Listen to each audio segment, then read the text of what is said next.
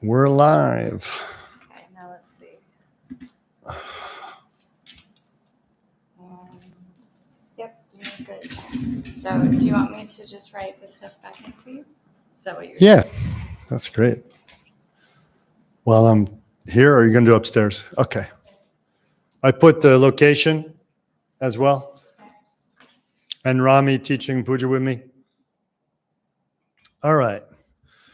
Hello, everybody, and welcome to Yogi to Yogi.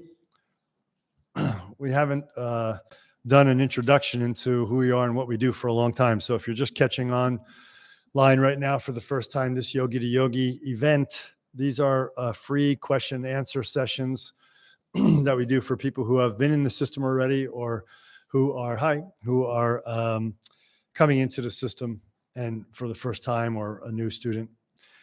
So these are the idea of Yogi to Yogi is that we're going to try to stay away from very high philosophical questions and gear the question and answer session towards more practical questions. It doesn't mean we won't take view questions, the overarching philosophy of the Mahāsiddha Yoga, but we'd like to go a little bit more into the practice orientation and advice on practice, advice about the path and the fruit, and integration of it with daily life. That's more where we want to go with this.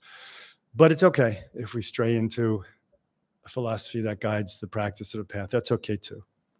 We try to stay out of the intellect too much.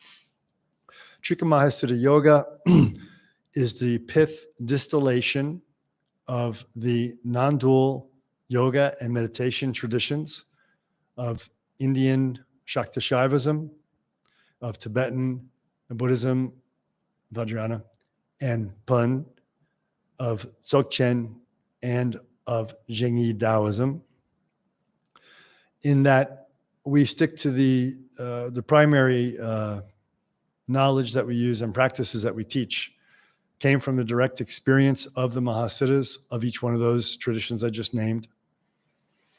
Not that we teach everything every Mahāsiddha taught, no.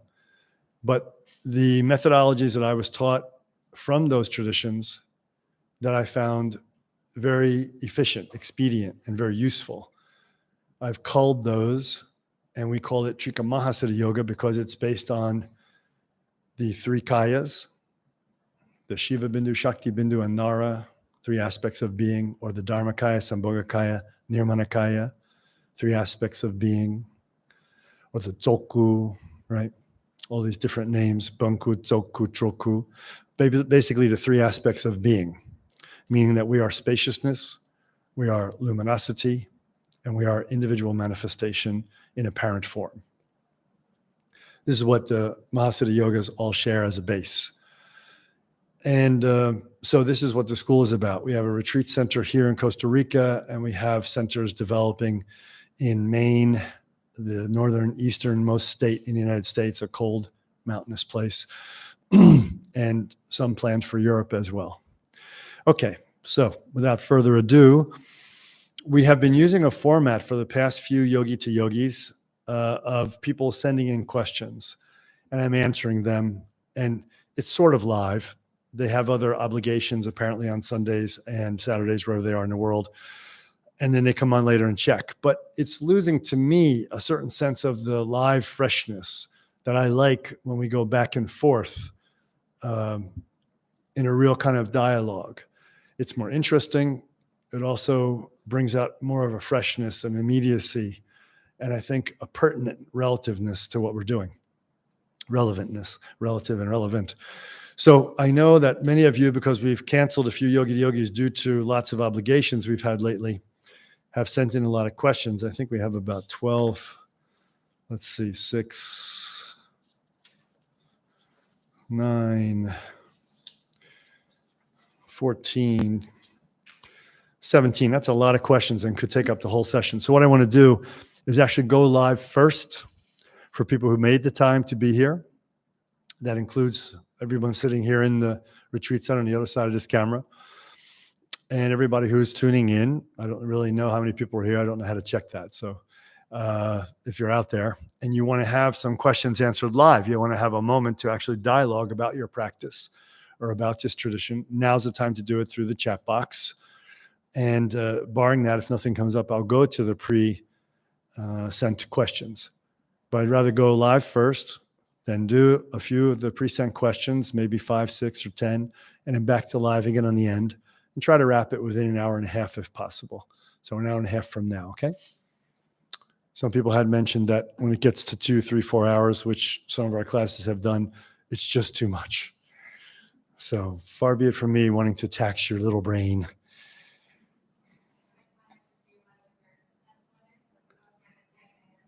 Can anybody hear her? Yeah, so people are taking time to type in. That's fine. We're in no rush here. Sunday morning here. I don't know where you are, but Sunday morning or Sunday evening in most places other than here. So here's one that came in from Rose Red. Can you talk about Sri Vidya and your experiences with the Bala mantra? I do Sri Vidya as my main practice. Okay. I've never heard what I've learned in Sri Vidya described as the Bala mantra, so you may have to tell me what you mean by that name for the mantra. So my experience of Sri Vidya is this. Other than knowing about it before I received it as a transmission, I thought it was very interesting, that Lopamudra, this great yogini, came up with this incredible system of Sri Vidya.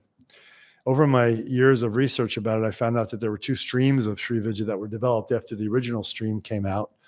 And Kavita Chinayan is also an expert in Sri Vidya and a great teacher of it. So she could probably help from her perspective. My research, and I don't know if it contradicts what she says, but she's also in a direct lineage of Sri Vidya, which I've also had the honor of being in touch with as well, because it's sort of tangentially connected to our tradition in India.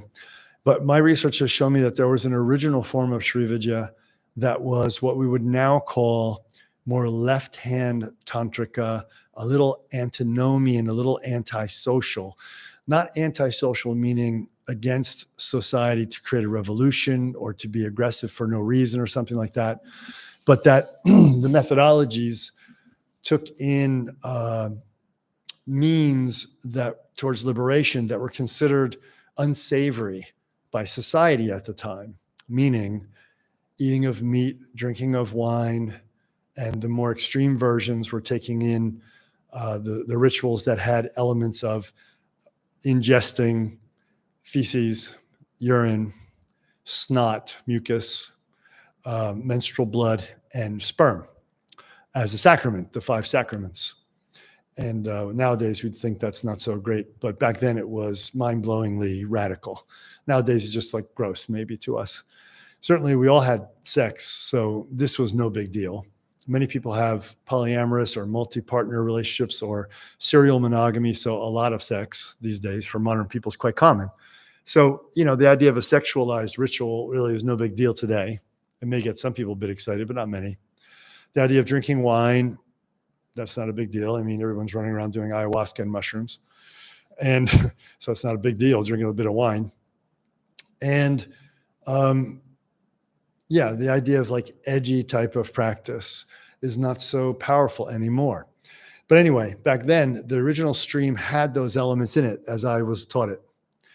And then I don't know how many hundreds of years later, it branched off, especially in central South India, and a new system was created that took out those elements and kind of Brahmanized it. Whether it's more effective or not, who knows? That's not what I'm here to talk about. That's what I knew about it going into it. And when I talked to my teachers about it, they said, it's the original, it's the oldie. And that meant that the sexualized aspect was there. The meat eating was there. The other part was meat eating, right? We all eat meat, so that's no big deal too. The meat eating was there. The sexualized ritual was there. The wine was there and so forth. As far as the extreme 5 substances I named, that might have been only practiced in certain more extreme sectarian versions.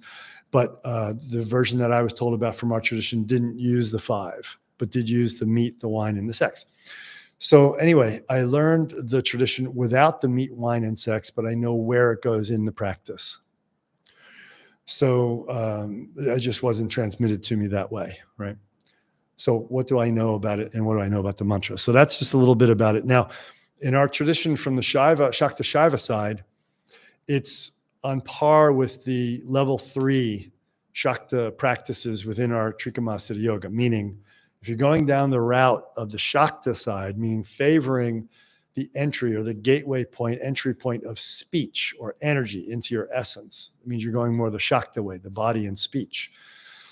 And those practices that involve body and speech as the way to enter into your nature and quell the mind and experience your nature, your self-realized, liberated nature.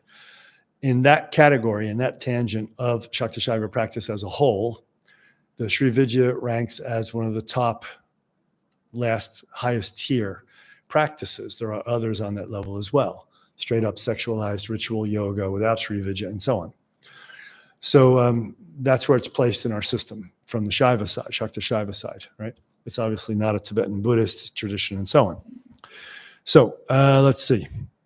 Your experience with Bala Mantra, okay. By Bala Mantra, I had to do it for 3 years. I'm clean, sahu, sahu, clean, sahu. And she came off as a trickster, which fits with what you say about original left-hand practice. Okay.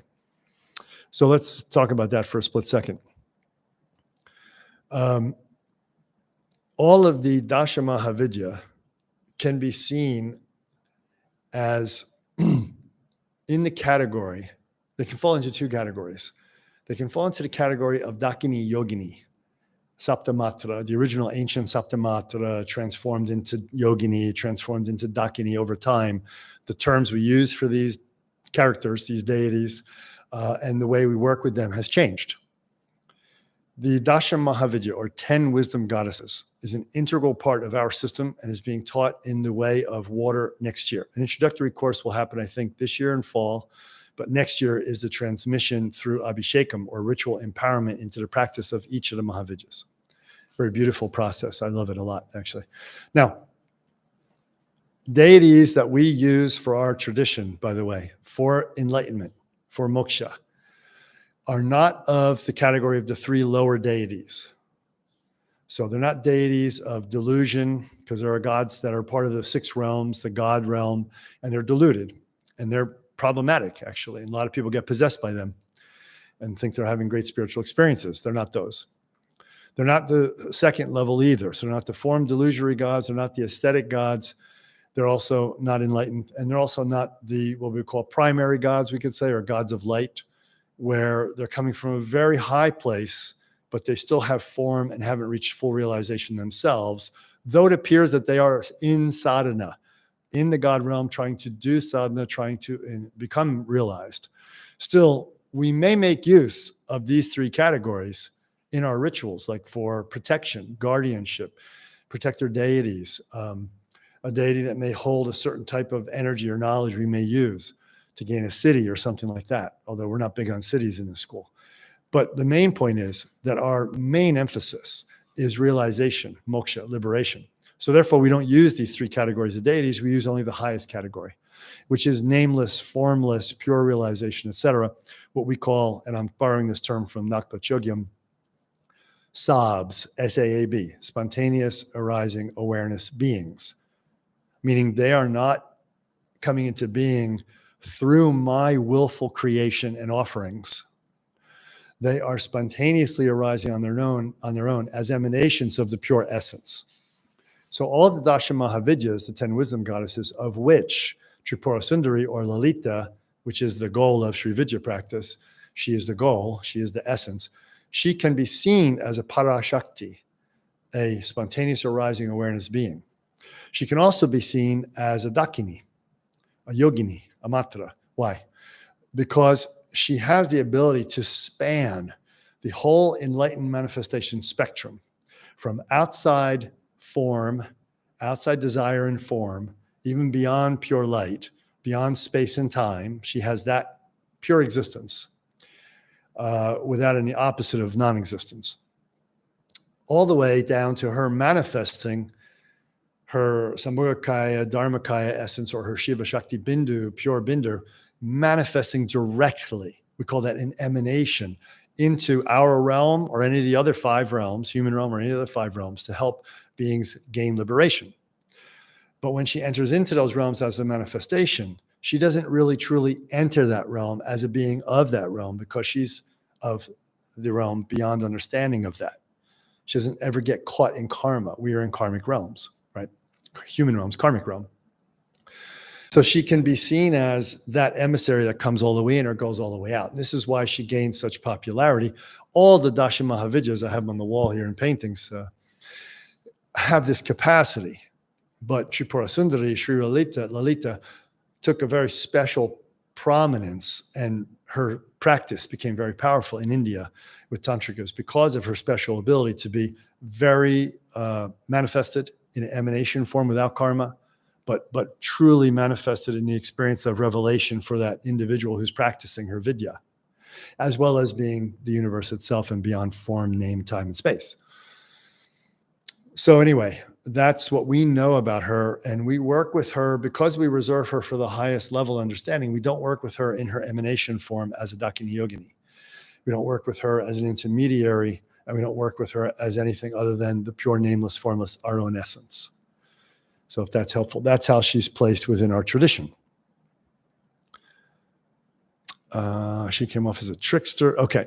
So when the deity comes off to you as something, when the deity appears to you as something, when the deity is mirroring your psychology in some way, mirroring your karma in some way, that is not the pure highest emanation body of the deity.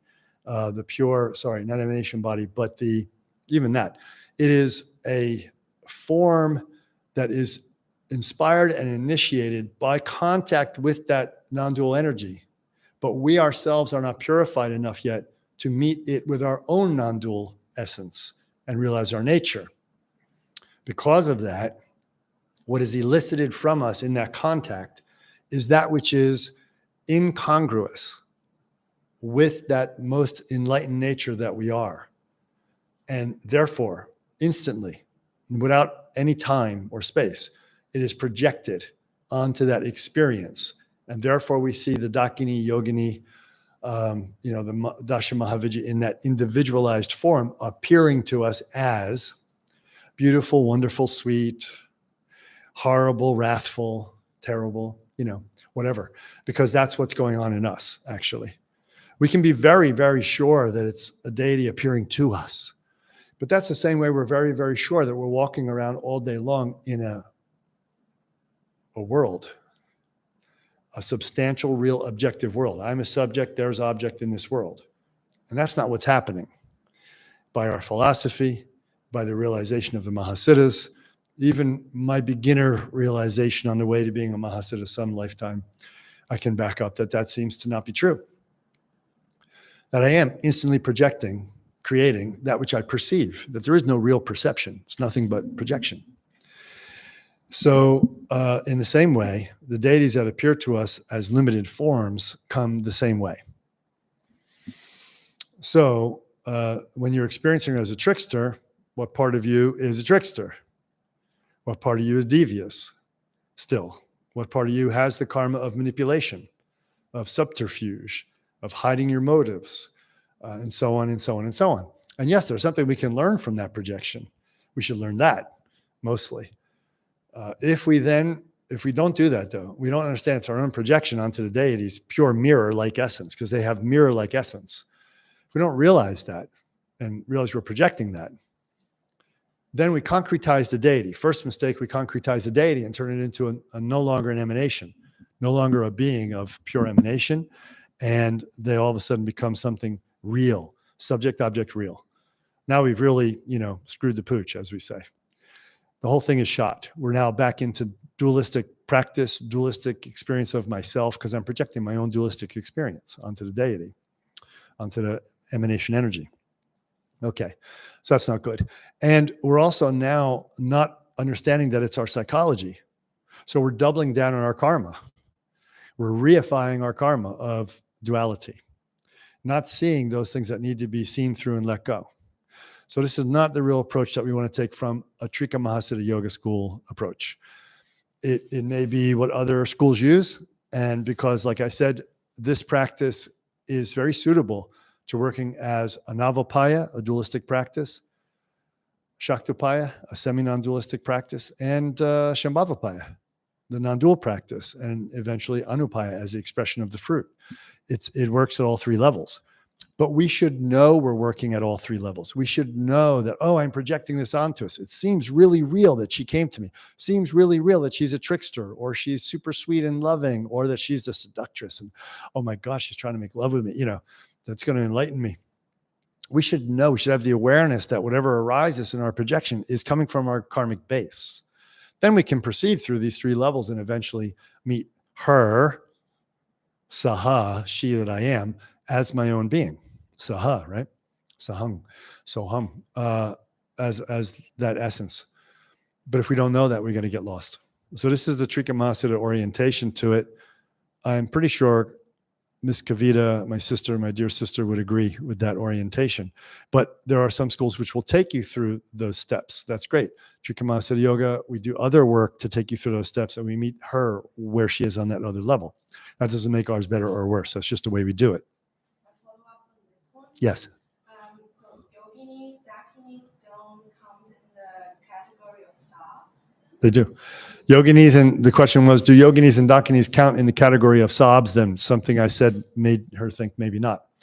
But no, like I said, the word we use in our tradition, we use a lot of English to replace Sanskrit and Tibetan because this is easier for us as Westerners, even if we don't speak English as our first language. We have an easier time finding a Czechoslovakian, Polish, German, Chinese, whatever, Dutch, what else we got? French in the room here, lots of languages. You'll find an easier translation. Italian, we don't leave out our Italians.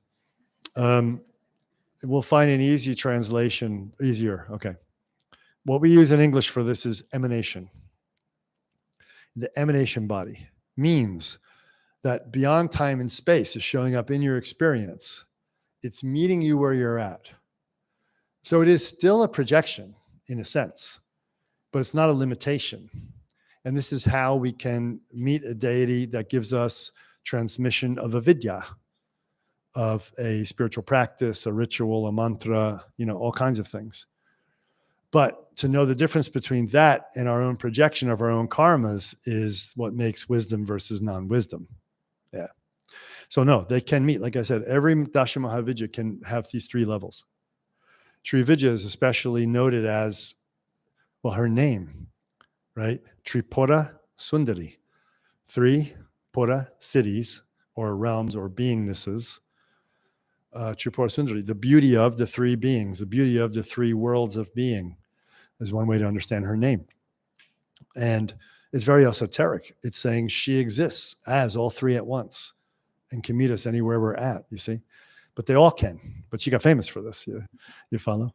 And so she has the mantras of the three very specifically laid out.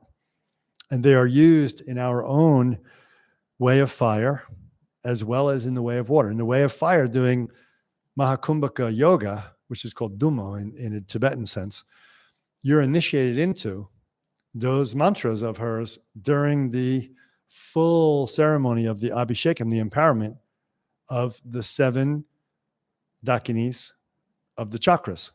Well, 6 and the one overarching, right? Yakshini. And that is given as part of it in the full experience, because the Kaula Tantra very much had as part of it the Sri Vidya experience. It was part and parcel of Kaula seamlessly in Machandanatha's Kaula Tantra.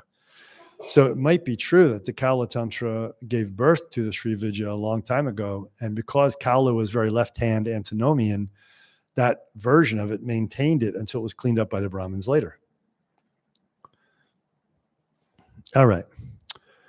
Can you talk about, I know TMY teaches Sri Vidya, but after stage 7? Yes, correct. I missed that when you said that. Okay. Okay, now we'll go into a few more that came. I hope that does it for you, Rose Red.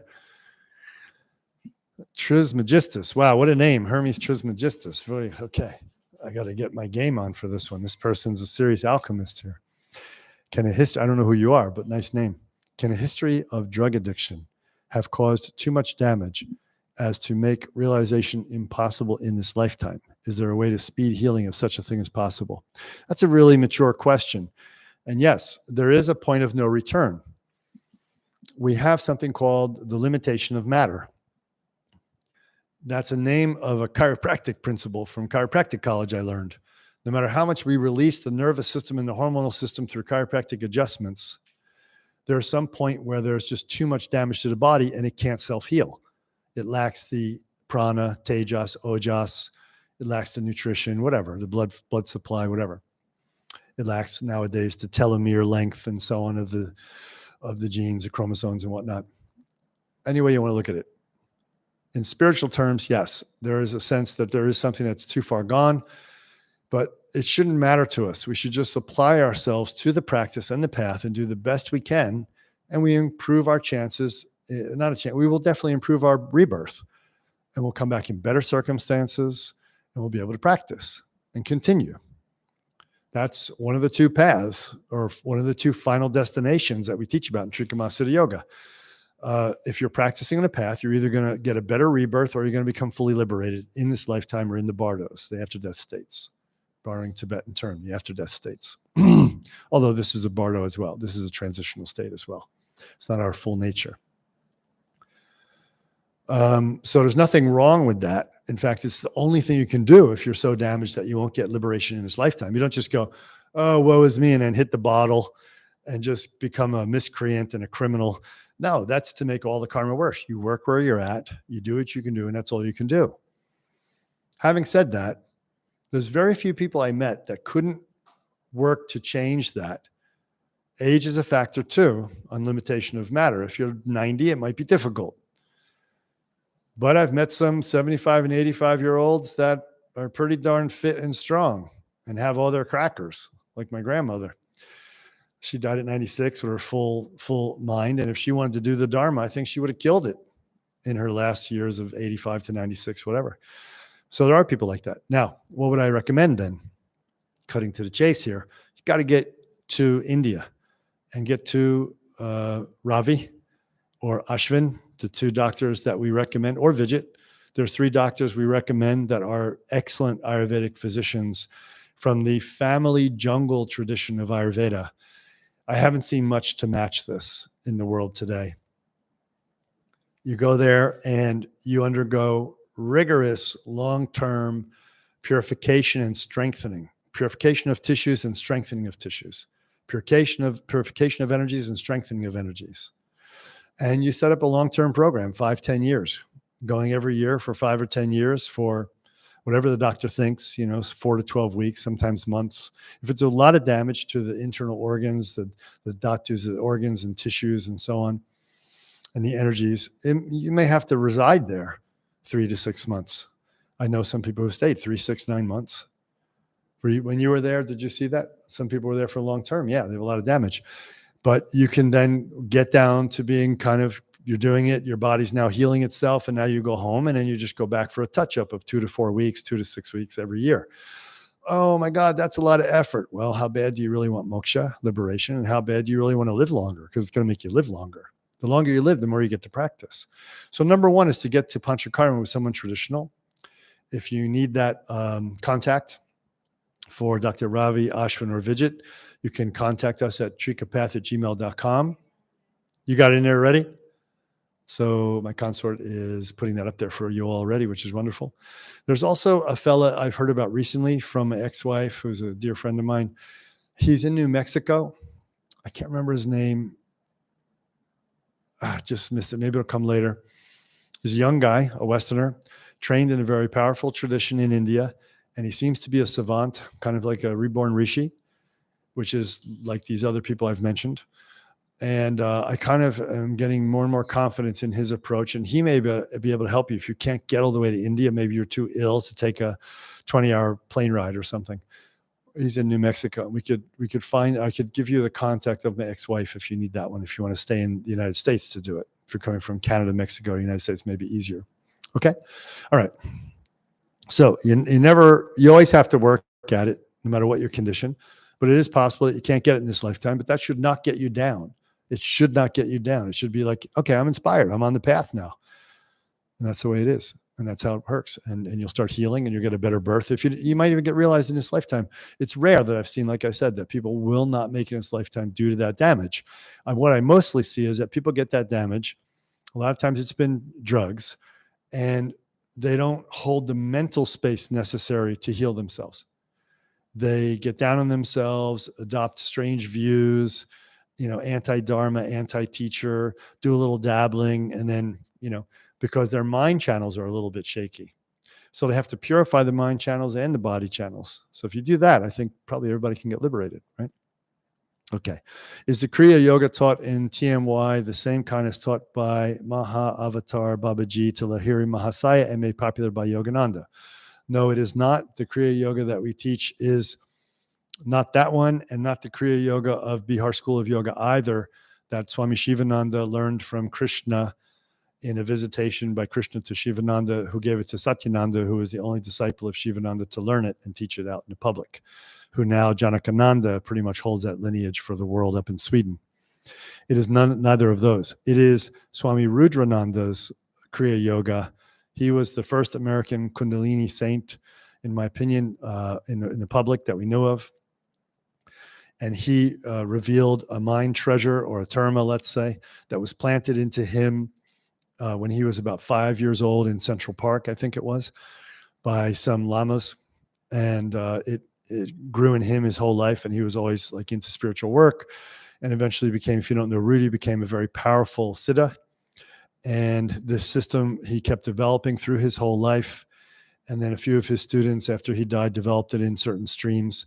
I learned it mostly from someone named Lair Short, who is living in New Mexico and still teaching, although he's getting up there in age.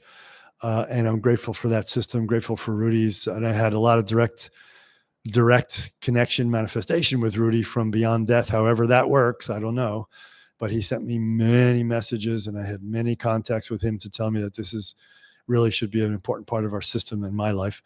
And so I learned the system, and I teach it. I teach only about I'd say half to 1/3 of the system, because the rest of the system is not really relevant for us because we're not so geared towards city development. But anyway, that's the system of Kriya Yoga that we teach. We teach it in the way of water. Why? Because deity yoga today is being taught in an anorexic form. When you learn a puja, when you learn a visualization, when you learn the deity's energy body as a mantra, but you don't learn the inner physiology of the deity, which is the channel chakra system of the deity, which you connect to with your channel chakra system, and then bring it into your body so your energy system becomes theirs, an enlightened deity we're talking about, a sab, right? Without that, it's a very long journey to gain the fruition or the completion stage of deity yoga. And I might add, it's easy to fall into a psychological sense of development, an intellectual sense of development, without real embodiment. So originally, all of the deity yoga of India and of Tibet, because it came, a lot of it from Tibet came from India, contained a text that would be a ritual text with mantra and visualization and ritual procedures. And there were poetry, basically, guiding the inner Kriya Yoga practice. It's not explicit. Indian texts especially are not explicit. Tibetan are more explicit. So in the Indian text, you had to have the guru handing down the practice. Or in our case, in the oral practice tradition, the guru would be handing down the practice, including the inner physiology of the deity, which you reproduce inside yourself, called Kriya Yoga. Okay, channels, chakras, bindus, nadi, all that kind of stuff. So that is what we use Rudy's Kriya Yoga system for, to help us make a template within us for the specific deity yoga physiology of each deity, right? Okay, so that's a pretty good, concise answer to what we do at our Kriya Yoga. And that will be taught 2023. We lead off 2023. As you can see, it was posted, I believe, by my wife. There it is, a little bit down from where I'm reading right now. Way of Water Retreat, January 15th to February 25th in Costa Rica. That's levels 1, 2, and 3 of the art of puja. And my main puja teacher, Sri Rami Shivan, Pujacharya, Tantracharya, a Vaishnava Pancharatra lineage holder, genuine lineage holder, who studied for like 2 decades in South India, is coming over to bless us, to teach us, and I'm going to assist him in that teaching.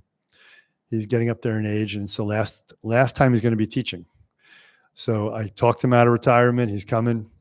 If you can get here, anybody who gets this, get here. It's going to be an extraordinary experience to receive full qualification to teach, to receive to teach, to do the puja, not teach, do the pujas of the personal level of practice, of the social level of doing pujas for blessing a house or, et cetera, up to funerals, exorcisms, Gaya Shraddhas, correcting universal suffering of all beings that died from difficulties like fire or suffocation or war, this kind of rape or killing, whatever.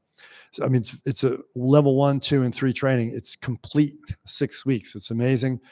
I'm not selling it. It sells itself. I'm saying how crucial it is that if you want to be a tantric practitioner and the puja part is a way for you, if you want to learn how to use body, speech, and mind externalized as a practice to enter into your essence as a ritual artistic format, this is it. And then we teach the Kriyas about 4 months later. We didn't schedule it yet, but 3 or 4 months later, we'll teach the Kriya Yoga over a 2 or 3 week period as well. And then you'll have the outer and the inner put together. That's for January 15th to February 25th, as it says here, under Sukalia Gusman, 2023 in Costa Rica, and the fees $1,500. Okay, for all 3. I think that covers that. Where am I? Back up to the top. How did I miss this? Okay, sorry, I jumped too much here. I sent these same questions. My name is Jesse. Okay, thanks, Jesse. Mehdi, does the shaking that occurs after an asana session, I got to come closer here. Does the shaking that occurs after an asana session in Shavasana with the legs bends have a place in tradition? Those shaking bring very strong psychic purification. Okay, so you're telling me that it brings psychic purification. So you must know what it does already. So I don't know if what I'm going to say helps you or not. But we say it is not important if you get it at all, and that it should be something that you move through as a phase and then move on. So no, we don't really give it very much importance. And if it is a psychic purification, good, so be it, let it be it. But it is not something that we want to encourage. It's something that you just let it be and then get purified and move on. If it lasts more than a month or so, I think there's a problem. Probably with mental grasping at it, thinking it's some kind of special experience. So if you meditate deeply inside and find, oh yeah, I do think it's kind of cool and I like to talk about it and stuff. Oh yeah, and I think I'm a bit special with it. If that's in the psychology, then you want to let that go. And if that's not in the psychology, but it's just happening to you, then it would be that there is something you're not attending to in your channel system. This kind of shaking comes from impurity in the channels, not the chakras. And so what you want to do is we'll do more channel work, which is intense pranayama. So if you don't have the ability to do intense Bhastrika, Kapalabhati, Kundalini Bhastrika, and these other kind of pranayams that are strong, then you might wish to do a long course of Nadi Shodhana for, say, a year and increase your holds until you have very long ratios. And that would help to purify your channels, as it says in the Hatha Yoga Pradipika. I'm going to just jump down to Mehdi because I think it's probably more on the same feeling of dying multiple times and enjoying it, emotional purification. Given the power of this sadhana, do you recommend this sadhana for the red bindu? Okay, I don't know what sadhana you're talking about when you say feeling of dying multiple times and enjoying it. Emotional purification. Given the power of this sadhana, what is this sadhana, Mehdi? Do you recommend this sadhana for the red bindu? Okay, I'd have to know what you mean by this sadhana. So we'll skip that. If you write in later, we'll get it. If not, I'll catch you next time. Andrew Smart, would you say one could reach the fruits of practice by practicing Hindu and Tibetan Tantra, or would it be more beneficial to focus on one? Well, Andrew, our system is composed of both, and it's pretty much the whole foundation level of our practice is the Shaiva, Shakta Shaiva Tantra. Foundational levels, meaning the introductory foundation, level 1, level 2, and moving from dual to semi-non-dual to non-dual practice. And then we will teach for those who qualify, because I'm a very traditional-minded kind of teacher, we will teach Dzogchen meditation from Tibet, because Dzogchen meditation from Tibet though it is completely parallel to Shaivism. As I just had a discussion with a high-level Lama about this, and he was, oh yeah, Kashmir Shaivism and Dzogchen are the same with different terminology. And he was not just being nice, he's serious and means it, but there is a difference. And the difference is that what we lost in the Shaiva work is the detailed, very detailed, step-by-step process of attaining the rainbow body of light. So that within this very lifetime, you go even beyond becoming a stage 10 Mahasiddha and become a stage 12 absolute Buddha, which means you're beyond the universe itself in all ways and forms, and yet the universe is manifesting from your essence and being resolved into your essence. It's the highest understanding or most comprehensive understanding possible. The Dzogchen of Tibet, whether the Bun or the Vajrayana, Nyingma, still holds these practices and holds these texts. And so I've been receiving those instructions for over 20 years or 25 years. And our system is a combination of those two systems. But what I did not do is mix them at each level of the training. Instead, the foundational is the Shakta Shaiva, and I reserve the Dzogchen at the end, body light practice. And I also have some of the body of light practice from the Zhengyi Dao, or the Orthodox Taoism, that was transmitted to me by my Orthodox Taoist teacher, Liu Ming, in public retreat and in private sessions, because I used to live next to him, next door, for a number of years. And we were very close at that time. So I received public and private and initiation and inherit to becoming a lineage person in that lineage. So we have that there. So I don't think there's a problem in learning both if you know how to place them. I do think there's a problem if you mix them. I've never been about mixing lineages, teachings, and mixing traditions. They evolved in the position that they are nowadays, and they're pretty good the way they are. Although all through history, things have been mixed. It's rare when entire streams, schools were shoved together. It was more like one school was very autonomous and good, and it made a little ancillary, exterior contact with another school and picked up one little ray and take that teaching or that practice, and then they bring it in. But no, I didn't mix it whole hog, and not many have, because it's just hard to do. It's unsuccessful. You end up with oatmeal instead of something very specific and gourmet,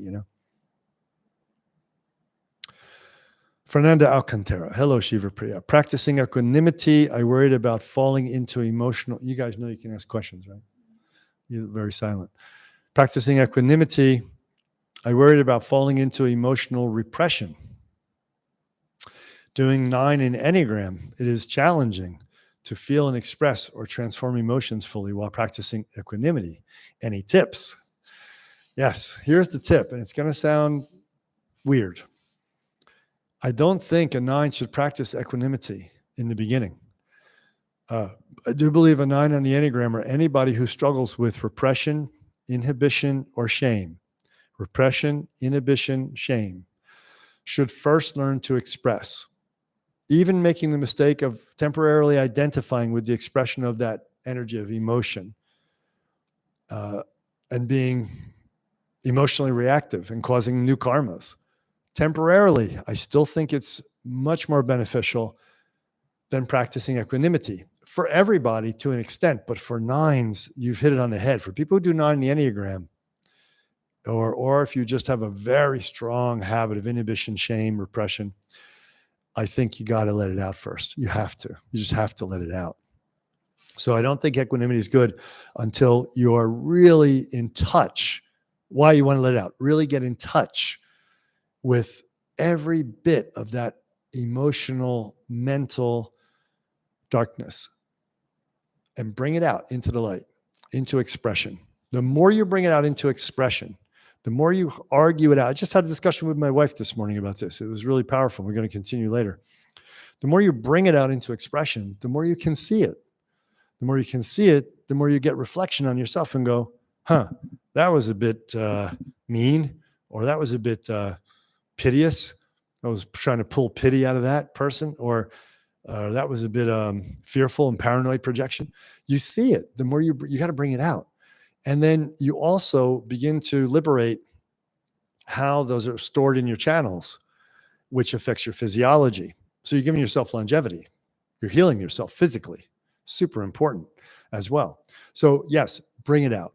Once you feel comfortable with it, once the shame is reduced to 80%, 70%, once the inhibition, repression is reduced, and you're getting comfortable with letting it out, and you've lost all your friends and family, don't worry about that. They'll come back, maybe. Once that happens, then you can start to, okay, I can see this now, and I can start to work with it as it comes out. I don't need to, I've touched it before. I'm not repressing. I can take ownership of the emotion and not have to come from a motive of attack on the other, defensiveness of myself, being apologetic or shameful about existing, being a doormat, we call it, any of those things. I don't need to do. I don't need to beat you up to make myself right. I don't need to beat you up to secure my safety. So then you can start to work with it. But I would definitely follow those phases. And as a psychotherapist practicing some form of Trika psychology, a little bit at least, I think you are, or a lot, I don't know. We haven't been in touch about your practice of psychology lately, psychotherapy. Start using that with your clients. You've got to get them through that. We're preparing Brazil for me to come down and lead a Rushen training there. And I'm very excited to do that. Very motivated to do that, let's say, because I really do think it's good for all human beings, but especially cultures where emotion is very high. I think it's great for Italians and Brazilians and, the ones who fly off the handle and identify with emotions too much. So that'll be great. And at that time, you'll learn a very powerful lesson for yourself by going through that retreat if you do it with us. So we'll see how long that takes. Maybe it's set up for me to do it in October. There's a meeting later today about what I'm going to be teaching in October in Brazil. We'll find out. Or maybe it's not going to happen this October, but next year. So we'll see. You're welcome, Rose Red. Thank you for your gratitude, for expressing your gratitude. Mark M. Is Hanuman an enlightened God? Yes. Jai Hanuman. He is an enlightened God. And that means he exists beyond form as well. We projected the image of a monkey. We projected the image of, or the attributes of highest intelligence, wisdom. I went through this on another YouTube video a long time ago. So you can maybe find that if Kendra Tootle has done all of the table of contents for them. I'm not sure if she has or not, but it's in there. So yes, he is, and you don't have to worry about it. But what you should do is listen to the first part of this when I talked about Tripura Sundari. And as much as you can, understand how you're relating to Hanuman, and are you projecting that dualistic experience onto Hanuman? Okay, hang on one second. I got to adjust this here, and it's not working right. Okay. Any response, please? One more. Hey, there we go.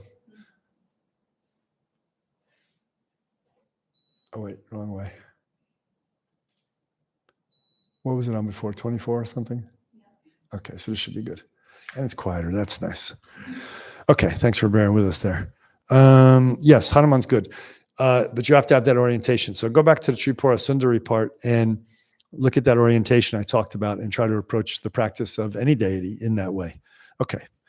And we give Hanuman Abhishekam during the Way of Fire, and we give it at other times too during Way of Water next year, because he's one of the gods that I was taught in my Tantra to work with by Satyananda, Niranjan, and Pilot Baba, great Kriya Yogan.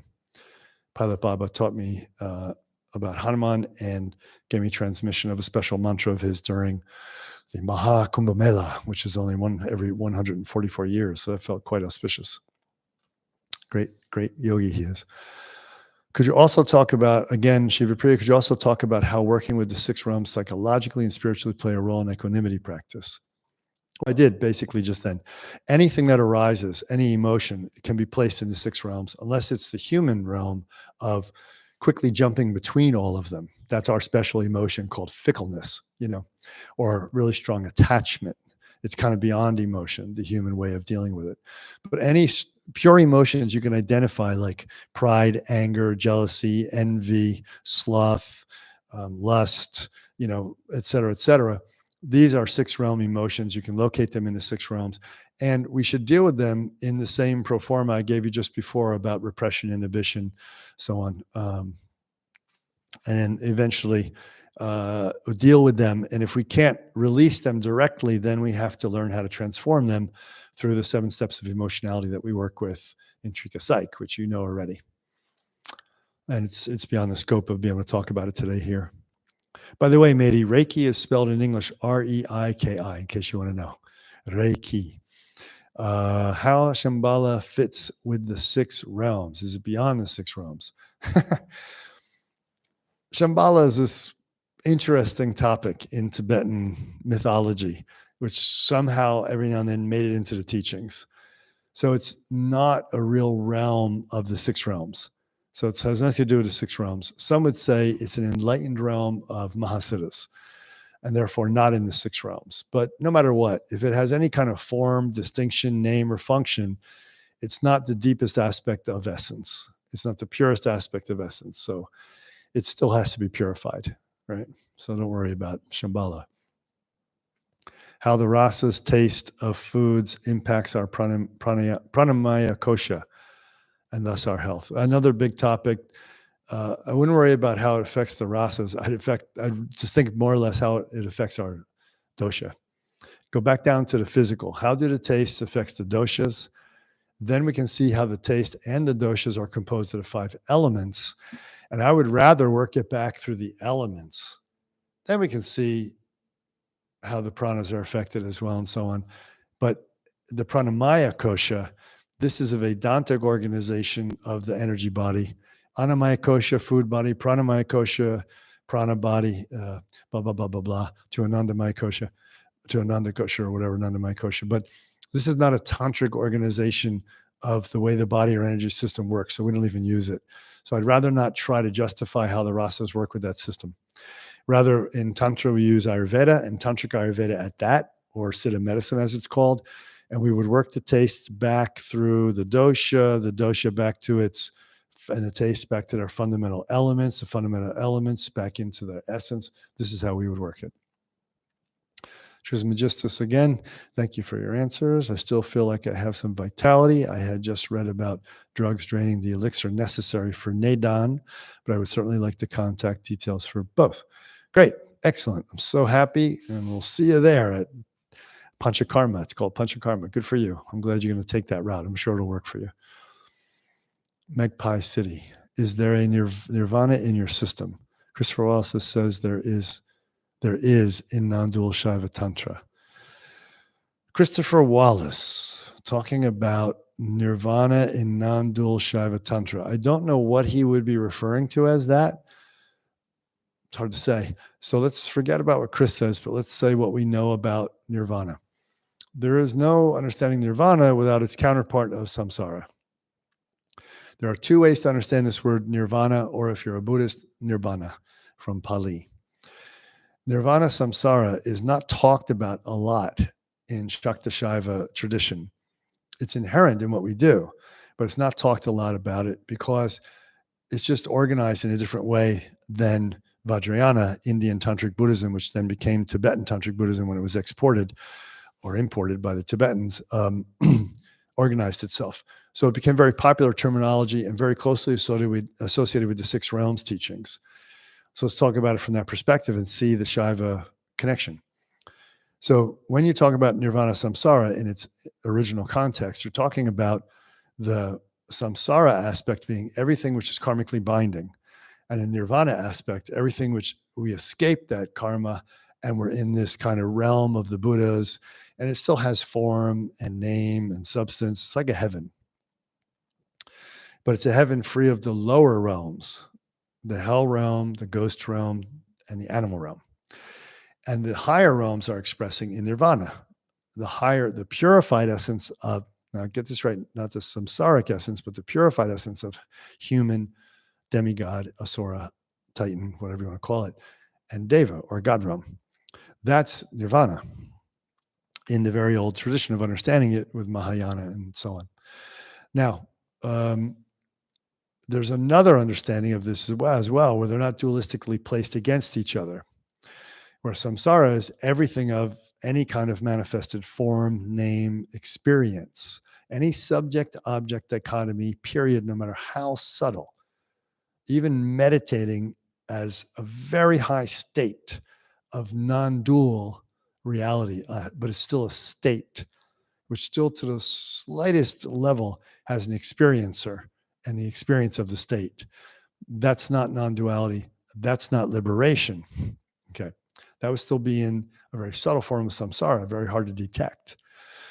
But there is the idea of nirvana that it doesn't have an opposite of samsara, that everything samsaric is just that, a dualistic apprehension of ourselves, other, in the worlds. And that when we stop that, full stop, and we don't have any experience of samsara, or its opposite as a heavenly better place, that also has the word nirvana applied to it in Vajrayana and in Dzogchen. So let's again leave Chris out of it. I don't know what he's talking about, but in Shaivism, of course, do we have a parallel? Of course we do. Yeah, we do very much. And that parallel is the anuttara, which means that which is beyond the beyond. That would be the nirvana second definition. So you're not naming it the beyond because that's not the name. It's pointing you to something that is inconceivable, unknowable, right? That's nirvana for us.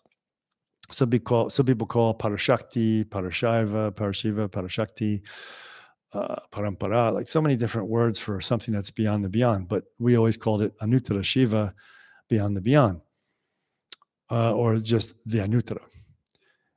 So that is what we know about parallel in Shaiva Tantra about nirvana. Okay? All right. Yes. I understand that in the absolute view, non-dual states are non-liberation. Though in relative view, how relevant are they for a practitioner who's coming from a very dualistic approach to? Relevant as in useful? Yeah. So how useful or relevant are non-dual trance states to the practitioner who's coming from, duality into their essence? They're super dangerous. They're very dangerous. I think they're more, be honest, I think they're more dangerous for a practitioner than straight up lust or anger. And that's saying a lot. Because they have the ability for you to lose all self-reflection, are absolute poison. And they're in the God realm expression. And high-level meditators who never get realized but get attached to their meditation and their high-level experiences, so-called high-level, that's what they're attached to. That's why they don't get realized. I see it, honestly, a vast majority of spiritual teachers, especially from Shakta Shaivism today, get caught in this level. A lot of famous ones, I believe, are caught in this level. And you don't know it by what they say because they seem to say the right things in teachings. Every now and then they slip, but the students aren't astute enough to see that their incorrect view from their incorrect experience is coming out in their languaging. But in my conversations with a lot of these what can I call it? Famous, let's just say famous, Shakta Shaiva scholars and self-made yogis, I definitely experienced that they could use a healthy dose of self-reflection that is being thwarted by this insular idiocy that develops, self-absorbed idiocy that develops when you do that kind of work more and more and more. When I say work, there's not a lot of work to it. You just trance it out, bliss it out, mistaking it for the real thing. And to be honest, I'm not going to tell you names because that would be mean, but it's very clear that every person that I just have on the top of my head that I've conversed with and knew in close association that have this problem in my assessment don't have a teacher. They talk back to when they might have had one when they were younger or their teacher died or whatever. And I think that's a problem, lacking that inner self-reflection and no one they trust to reflect. The key is trust. No one they trust to reflect to them that this is happening is problematic, and they don't trust it because they have a God realm fixation, which means I am the greatest. I am superior. I'm not going to listen to what you or anybody else say. Any lama or guru can't tell me. I'm at the beyond, but they're not at the beyond.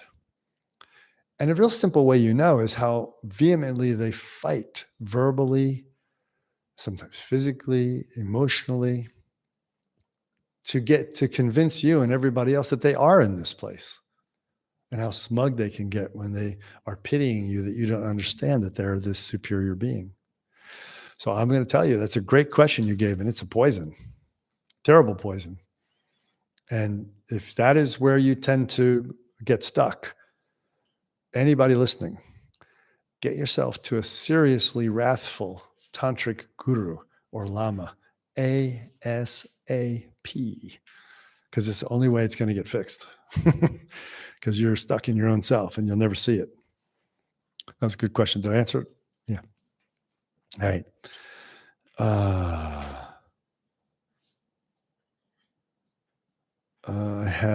Okay. Rose Red, do you think, let me know if I missed any, but I think I didn't. Okay. Rose Red, do you think there's any truth to the stories of Lemuria and Atlantis? Would they be part of the 6 realms? No, they'd be part of the human realm. And I think there is something to Lemuria and Atlantis. I really do think so. And the Arthurian legends as well. I do. I really think it's quite easy for us to get population decimation. It's been proven that we got down to 2,000 people on the planet at one point. Genetic studies alone have shown that. What kind of amazing civilizations were there before? Who knows? With a different mindset, we might have actually created instruments or machines of transportation that don't use some kind of combustion propulsion. I mean, aliens use it already. They use gravity field propulsion. Maybe we knew how to do that back then. The Vedas are recording things from a very long time ago. My guru used to think 60, 65, 70,000 years ago. And there you have Pushpaka and all the other deities are riding around on these incredible things. So maybe some prototypical humans were around. They were, of course, 60, 70,000 years ago. But maybe leftovers from other civilizations were still around, not mating with us. And they were still flying around their buggies while we were still running around hunting, gathering with very little language. And we were like, look at the gods and goddesses. But actually, they were some kind of humanoids that went out of existence because they didn't mate with us or they couldn't reproduce with us. We know that Neanderthal is still in our system. 2 to 4% of most people's genes are Neanderthal. So that mating occurred. Neanderthals looking at Homo sapiens must have thought, wow, they're pretty amazing, so this might have happened. So I'm open to that idea. My guru was open to that idea. Why not? There seems to be enough evidence historically that is filed in the category of we don't know what to do with this because it doesn't fit any narratives. Read a book called The Hidden History of the Human Race. I love that book, just as an eye-opener. It gives tons of evidence of strange things that have been carbon dated, et cetera, that don't fit with any models we have of human civilization and the evolution of human consciousness and skills, tools, et cetera, civilization building. So yeah, does it fit with our work? Do we need to know about it? We don't need to know about it all to be liberated. We got to deal with what's here. So yes. How do the 5 senses help us to bypass the mental? How do the 5 senses help us to bypass the mental? Like thinking? Yeah, the thinking mind, Yeah. the ankara, and The ahankara, thinking, buddhi, ahankara, mana, smriti, right? The four functional aspects of our mind from a Shaiva Sanskrit view. How are the senses used? Well, it's a huge topic. Could be a 2-day class actually online. Maybe we should do it someday. But briefly, really briefly, if we're taking the approach that thinking is unnecessary most times, like 99% of the time, we don't need to think. And our thinking usually instantly is based on previous karma and comes from and reifies a sense of a separate self. And thinking is something we want to drop.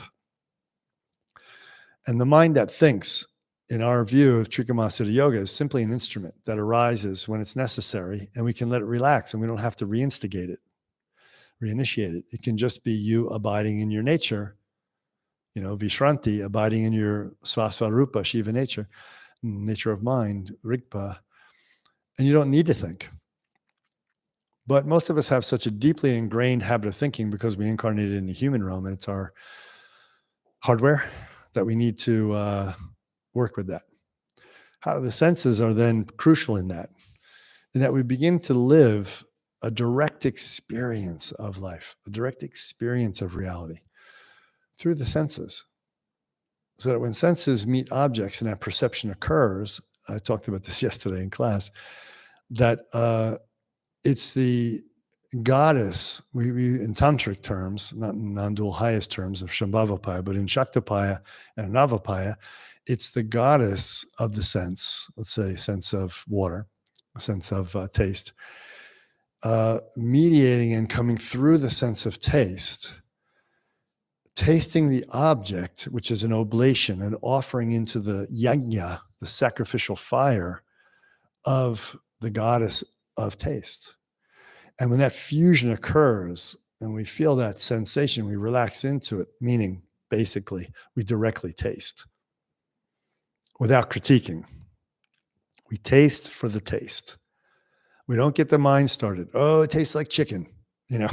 Oh, I used to have something that was just like this in Hawaii at the Moko Grind place. No, I don't want to. You just don't have to do any of that. Just taste it. Be directly with the taste. Directly. Don't say, oh, it's made of these elements. No. Just be with that taste directly. And as soon as it's faded, be with the next experience directly. As soon as that's faded, it's all mediated by the senses. This is the first important step for a tantrika, for a yogin, tantric yogin, who wants to move out of the place of being slave to thinking, slave to the mind. That's why the body entry point, energy entry point, speech entry point was developed in tantric yoga. Let's do the physical practice of the yoga. Let's feel the energy. Let's make energy. Om, with our mind unified with our sound, with our mind unified with our body. So the mind function dissolves into it, basically disappears, and we can have direct experience.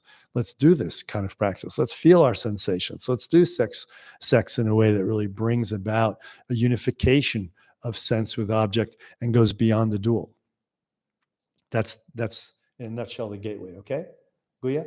Okay. Guya Hridayamani. Okay. I like the live. I like these questions coming in. They're almost done. So then I'll take a few from the list. And we'll cut it off here at Nicholas Morta's. Do they appear? Everybody who sees that, do they appear in a similar form? We'll cut it off there. I'll finish these and then we'll go to one or two or more, whatever. It's only an hour. Well, it's only an hour right now, actually, since we started.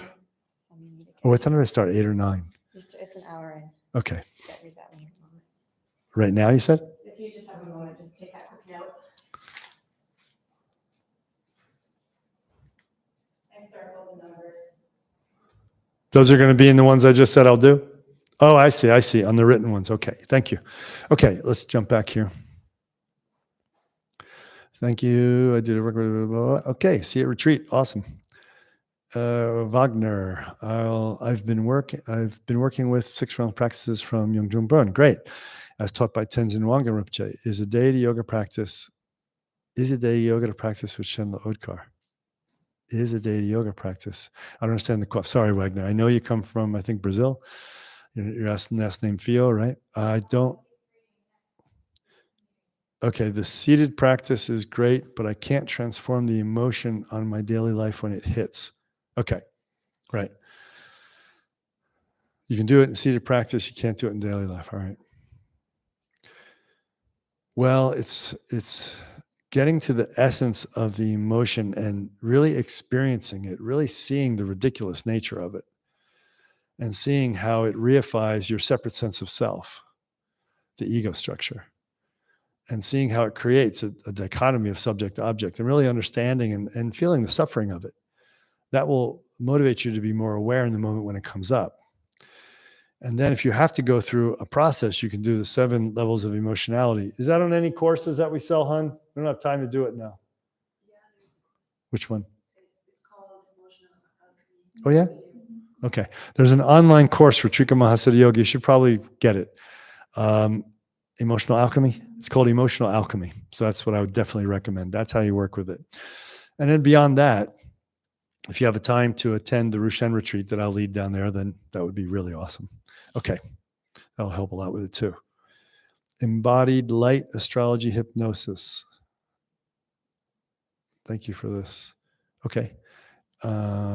Nicholas, are the yantras that one might see internally in the mind's eye that might appear when there's some clearing or opening or for essence, the origin of the traditional yantras of deities? Okay, good. Yeah, you're starting to see kind of the experience. You take acid, not mushrooms so much, but acid, things like acid. You can see yantras. which are the yantras of the deities, so most of the yantras that you're seeing are yantras being generated by your own energy system. That's why they change a lot when you do acid. You see different yantras, you know. The deities' yantras are self-manifested. They're emanation, so it's a little different. But you might be able to see them if you open and clear enough in those inner spaces of the mind. So yeah, you might see them for sure. Don't grab onto it though. Grabbing onto it's a bad idea. Don't grasp it. Don't cling. Do they appear in a similar form and pattern to most practitioners, or there's a large variation? There's some variation. Yeah, there is some variation. How much cultural expression is mingled with that? Why Tibetans, or not even Tibetans, but Central Asians, maybe Persians in the Bun system, have manifested yantras that don't look a lot like the Indian yantras. The Bun I'm talking about now. The Vajrayana have yantras that look very, very much like the Indian because it came from India before it went to Tibet. But the Bun has a different origin. It didn't come from India. It came from Persia, maybe Greece before that. No one really knows. But Central Asia for sure. And what realm transmission of spontaneous arising awareness beings were giving those yantras? Who knows? They're very different looking. Some remind me of like alien art or something. I think they're really gorgeous. Very different. So there can be different ones out there. All right. Look forward to seeing you soon too, down there in Brazil. Are there any books we can read about the mind aspects? Buddhi, Mana, Sahankara, Smriti. I don't know of any. A little bit of stuff in, okay, let's think about where we would find it. It's discussed a bit in Patanjali's Raja Yoga. And if we understand it from a non-dual perspective, then those discussions are, if we know how to contextualize it with non-dual reality, those discussions can be helpful in Patanjali's Raja Yoga, because that's a big part of his thing. You can find that in 4 chapters on freedom from Satyananda. I think he does an amazing job with Patanjali's work. And you can find it in Georg Feuerstein's book on Patanjali's Raj Yoga. I can't remember. Anybody remember the name of his book? It might be the Raj Yoga of Patanjali, something like that. But those 2 books I think give the best understanding of these terms that I can think of off the top of my head. But then you have to, if you can't turn it into a non-dual experience in your own way, then I can help you with it on the next time I see you, or on Yogi to Yogi again. Okay, so we're going to cut there. Great. And let's go to some written ones that were sent in. Some are a little more urgent than others. Let's go into those. I'm a fire type practitioner, and when you spoke of how fire practitioners, excuse me? I'm a fire type practitioner, and when you spoke of how fire practitioners get great results really fast, but then lose them quickly and have to start over, right? I recognize this has happened to me many times in my life. It can be very frustrating at times. I think you're a fire type practitioner also. So I'm hoping you have some advice on how to best work with this spiritual dosha on the path. Utilize the fire type strengths and antidote the weaknesses. A lot of my experience has been fire, but I'm kind of an adept, and I don't mean that as a level of experience. I mean attainment. I mean it as, what we mean by the adept is they're fairly balanced in their elemental approach to practice. In other words, when you take my doshas in my pulse, the bodily doshas are clearly distributed as pitta kapha. But when you take my pulse in the mind, and this was confirmed by Dr. Lad and Dr. Ravi, because I didn't trust myself. Dr. Lad was the first that brought it to my attention when he was teaching me pulse. He said, your pulse is adept. It's pretty much 233. So 2 vata, 3 pitta, 3 kapha, mind pulse, spiritual pulse. So but I did have enough experience in the fire-like way because I really worked fire practices from fire teachers. So yeah, you nailed it, because when I'm giving these stories, it sounds very much like fire. So of course I should be typed like a fire person in this way. So what to do? We learn quick, we lose quick, but that's more the vada, the wind type thing. It's more like that we have these flash cognitions. What happens after that, if we haven't developed, and here's the tip, a serious meaning daily practice, formal practice session of 2 or 3 times a day sitting for practice, following a system that brings us to fruition, following a system that's taught by a teacher who knows the system, it's too easy for us to have a flash realization. And then a few things can happen. We can feel like, I get it, and we slack off a bit. It can also be a realization of a state of your essence, and then we try to think about and understand it in the reflexive moments after, the refractory period after, and we always mess it up because it isn't what we had. It's what we then think about or write about it and so on. And we might, in that moment, let it give meaning to us that takes us on a tangent in our practice, and that's another bad thing. So one is we could start resting on our laurels thinking, oh, it was such an amazing revelation, I can ease back on practice. That's no good. The other one is we can start to think it had a lot of meaning and send us on a new direction. That's not good. These are the 2 ways that the fire person who's a fire practitioner gains some insight through illumination, because that's the fire way. They build up frustration, they build up energy, they practice like crazy, oftentimes in seclusion, and they have a breakthrough. And illumination comes, illuminasal, right? And the breakthrough comes, and they can get confused by that. The key is relax with it. Don't think about it. And just keep doing the daily practice that you're supposed to be doing, that the teacher gave you in the path until the next one comes. Certainly you can dialogue it with the teacher. They may think that it's a sign that you've had some completion of the sadhana they've given you for that phase of your sadhana overall in the path. But if it's going to be a sign of completion, there has to be an outer experience that matches it. It can't just be inner. There has to be some real change on the outside. Okay? So there's some tips. Okay. I hope that helped you a bit. I'm going to do some first, then go back to those ones that look a little more desperate. I was wondering if, thank you for that blessing. I was wondering if you could shed some light upon the following. Belen, thank you for that blessing. After some time of a very committed sadhana, waking up at 5 a.m. daily and also in the afternoon, a period of lethargy arrived. Already have been 7 months and still ongoing. Okay, so waking up 5 a.m. in the afternoon, the second session, lethargy arrives. Ongoing. The intense commitment to the sadhana was a huge shift for me and everyone around.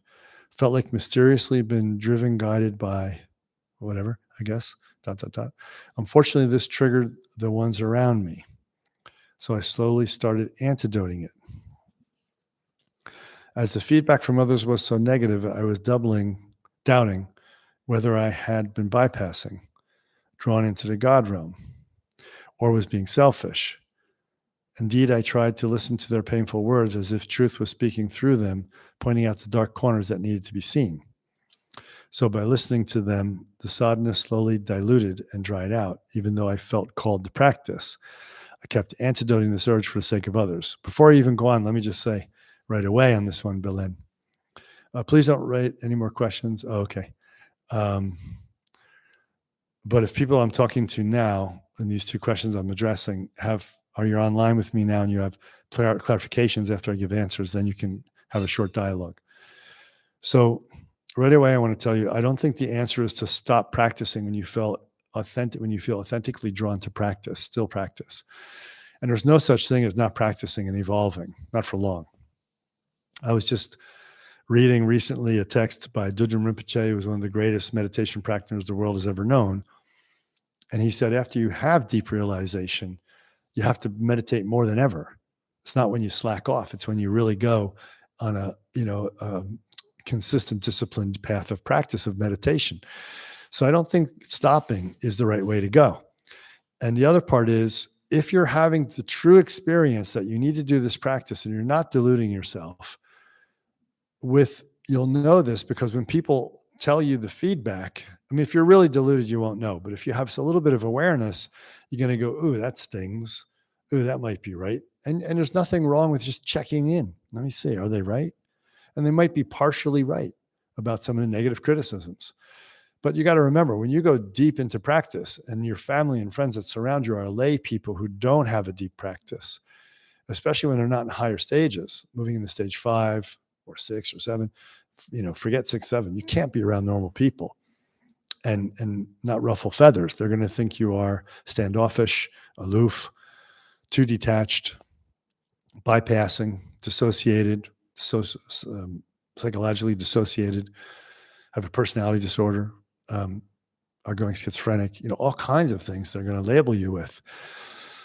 And to be quite honest, before I finish your question, just speaking to that, if you're not in the God realm or the Titan realm, trying to really push it, and if you're really in your essence authentically, and they have pointed out something useful, then you should tell them, yeah, thanks for that. That really helped, but I'm going to continue to practice because this is what I am and who I am. And you either love me for who I am, and that's it. I love you, and I, would support you in what you need to do, but this is what I need to do. This is my life.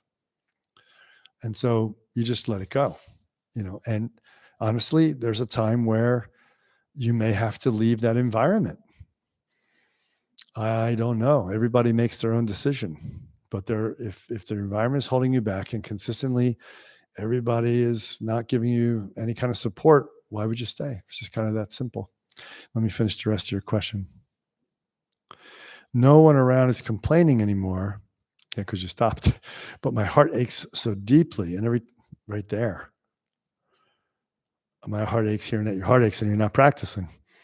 And every time during the last 7 months that I try to practice anything, tears come and a huge knot appears in the throat. Knots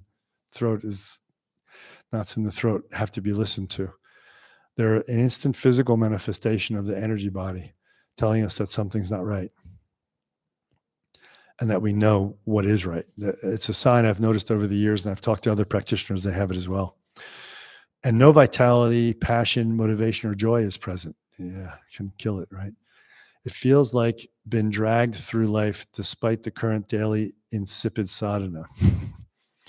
In the midst of self-judgments for the time lost, I've been drawn to reignite the practice at whatever cost, but I'm not sure how to. Just do it. Just reignite it. Just remember, you only have one life, and you're here to realize, and that's what you need to do. People that love you will always be there as you go through your thing. Your path. People will always be there who really love you, or they'll come back, circle around if they're having a difficulty and they don't know what real love is yet.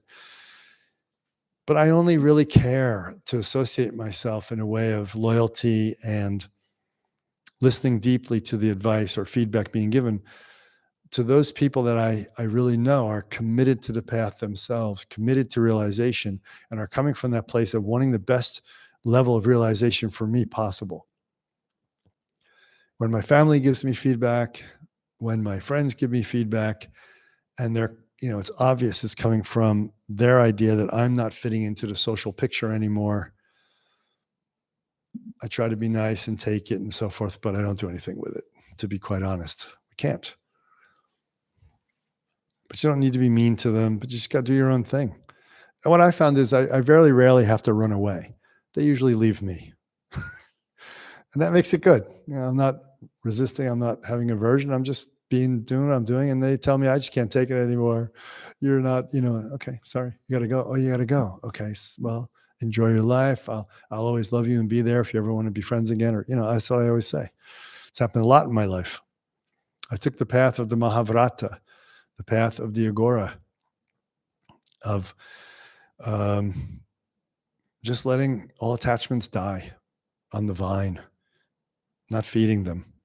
Sometimes we have to do that. And if you fooled yourself, egg on your face, you realize 2 years later, 3 years later, you were only in stage 2 and you thought you were doing stage 5, and you were only in stage 3 with self-acceptance, and you thought you were doing 6 going into 7, and it was time to cut and run from your environment, and you got divorced and you screwed everything up. Just be honest, be humble and go, I really effed up. Sorry, everybody. I really messed up. And I see where I was, and it was a lower stage. And I realize that now. My teacher helped me see it. And now I'm working. I'm still doing all my practices, but I want to embrace us again and blah, blah, blah. Nothing wrong with that. And if they don't take you back, they're holding, and that's their problem. And that's something caused by your karma. And then you just have to live with it. It's no big deal. We get too excited about these things, too dramatic. How to bow, welcome, and surrender again and again to this driving force. Just do it. There's no how. It's what we are. We have a saying in our tradition that the Mahāsiddhas are our own aspiration to practice. Like we don't even know what would drive us to cause such pain of non-attachment, initial pain of non-attachment. It must be coming from a higher order of magnitude of our being. So we go with it. Despite the fear of unknown, may it, this driving force, take over. Yeah, let's hope it takes over. The pain of ignoring it is unbearable compared to the fear or terror that arises when surrendering into it. Exactly. Just go through the fear and terror, surrender into it. That's the way it is. We only feel the terror or the pain when we're separating from it. That division, that dichotomy of subject to object, of self experiencing this, experiencing that, just surrender right into it directly and let it go and be that practitioner. May it be for the benefit of all. Many thanks for your guidance. Yes, may it be for the benefit of all. And just be who you are. People can't handle it. That's their problem. I remember you from our conversation a while back. And yeah, go for it. You make a mistake, you brush it off, you apologize, and you go for it again. But you never stop going for it. How's that? As a Vata with flickering mentality who needs constant grounding of feelings, how can I live more fearlessly? These constant grounding of feelings and not be conditioned by concrete forms and situations.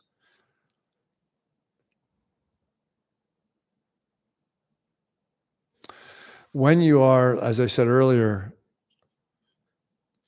directly engaging with life through the senses, there's a really beautiful feeling there, even when it's painful stuff, that I'm really here. I've arrived. Now, the trick again is stop the inner commentator on the experience of direct engagement. No one can tell you how to do that. When you notice that you're there, going into the commentator on the direct experience, put yourself directly back in again. That's all you got to do. That's all you can do. Put yourself directly back in and relax the other again. That's it. And the body practice is crucial. If you feel kind of out of control with this and the mind really jumps like crazy and causes the emotional reaction, the body energy, body, speech, and mind, body, energy, mind, the body, speech, or body energy practice is essential. The Kundalini Hatha Yoga, the dance practice you're doing, you apply these principles in that dance practice. I know what you're doing with the dance, right? Excellent. In sex, excellent. Sex with yourself, then sex with others. Eventually we branch out and are not afraid to have sex with other people, and we can apply these principles in sex with other people. Apply this right away. There's no other thing to do. You have to be aware enough to catch when the commentator's going, aware enough to catch it before the emotion gets ramped up or as it's ramping up, but immediately recalibrate back to just fusing the senses with the experience, engaging and feeling that simple joy of living, of being in this way. That's the evidence. That's the advice. I don't want to give a lot more and make it confusing. Double down on that. Okay, dear? Hello from Norway. Hello. Norge. Yeah. Okay. If your heart teacher was to retire or die, for example, before you are doing stage 5, how would that work with initiation and the further process? Is it the same if the lineage successor, and is it the same if the lineage successor initiate and guides the person onwards? Okay. Yeah. If your heart teacher dies, it's incumbent on you to find someone to replace them. If you're not, actually before stage 7, not stage 5. We really need it before stage 7. If you're deep into 7, it's not going to be such a problem, but you'll be left with questions after, and then you're going to have to find high-level yogins to answer it. But I would first go to the successor, the designated successor. There are times I've seen the designated successor, like right now I'm thinking of a lineage I know, a lot of people don't like him and think he doesn't have realization. For whatever reason, this incredible teacher put him in charge. It happened also with Chogyam. The designated successor was a serious nightmare on Elm Street and caused a lot of problems. So, but first try the successor. And if it doesn't work, then you're out on the road again. Try to stay within the tradition because already you're trained in that. Already you're familiar and comfortable with that. But if there's not a lot of great teachers in that way, then you might have to branch out. So yeah, you got to look around. In our tradition, in case you're talking about me, since I'm getting old and I never know when I'm going to go, Sukaliya, who now is known as Sahajadakini, short form of her junior acharya name, she received an initiation. She's now initiated as a junior acharya. So I'm really happy because she's probably going to outlive me, although you never know. And I'm very confident that she could continue to guide people very well with the transmission that she's had, even though she's only a junior acharya at this point. I'm pretty confident that she could do a good job with Way of Fire for sure, from almost up to the very last stages, up at least through stage 9, 12-stage view, and high stages of Way of Meditation. So that's enough. So that's happening. And look, I'm not dead yet, so we'll be able to get her to senior acharya status before I croak, hopefully, if the Mahasiddha is willing. Okay. Number 2, I have written in my notes that the quickest way to balancing the elements are through the mind, but no more info written down. I'm wondering if it was mistaken or if that's correct. Yes. Quickest way is through the mind directly. If you just relax into your nature, elements are balanced. That's it. And that's the most balanced thing you can do for the elements. But that's going to be hard if you eat chili peppers all day or, play professional football. The environment has to be taken in. But yes, environment, everything being equal and equanimous and sattvic, yes, it is true. 3, I've been praying as of late for myself to follow my nadi. That's why we do the Atma Puja. So when Rami comes to teach in Way of Water, one of the first pujas we're going to learn is the Yogin's special puja, the Atma Puja, where we do a puja on ourself, which sounds so egotistical, but that's the Yogins, Tantric Yogins. We turn it all upside down. We say, well, if I'm a Nirmanakaya Buddha, if I'm an emanation of essence, I should worship. So I'm not worshiping the samsaric, karmic-driven being. I'm actually worshiping the non-dual emanation of personality display potential within that samsaric being, inherent, always waiting to be awakened. But yeah, we can work our nadi in lots of ways. I've been asking to dream and wake up in the dream and follow my nadi. Good. After saying the dream mantra, good. I had one dream where I did something and I could feel a strong sense of service, devotion, and love. Wonderful. Because the dream yoga experiences, you know how strong they are. They really feed our everyday life. We have to have the practice of day and we have to have the practice of night. I was just on retreat, as many of you know, in the mountains of Spain. Kind of shocked to see how many people, long-term practitioners, are not using dream yoga. It doesn't make any sense. You have to have both. It was not a lucid dream, though. That's okay. Last night, I saw an alligator in my dream. I was surprised it was not a crocodile. Wow, you know the difference, huh? In the waking state, I realized it was more like a garwal. You really know a lot of animals. As the mouth was long and narrow, that's like the ones they have in the Ganga, in the Ganges River, where people are afraid to go swimming because they eat everything. But they don't eat people much. I was not afraid or anything, just looking at it calmly. The reptile was very close, and I think I had a similar color to real ones. In the dream, I felt this has something to do with my nadi. What could this reptile symbolize? I also think this could be a pizza dream, eating whatever you have, right, in your karma of the day. As I also dreamt about selling fashionable clothes. That doesn't sound like a bad job. Then again, I'm a bit of a clothes whore, right? And I thought in the dream, this has nothing to do with it. Okay, good for you. So you were a little bit lucid in the dream in some ways. Okay, what could it symbolize? It's good you're doing this dream work. Just like you're doing it is fine. Just do it just like that. Whether you become lucid or not in the dream is a different story. Crocodiles, alligators, garwals. Sometimes dragons, especially if there are water dragons in the water, like the Asian version of the dragon, not the Western version. These animals, especially crocodiles, almost always represent a Swadhisthana chakra awakening. Not that chakras are dormant. I shouldn't use that bad language, but we don't use that in our school, but I try to make it simple. An upgrade in the understanding of the function and the expression of the function of second chakra, a purification and upgrade.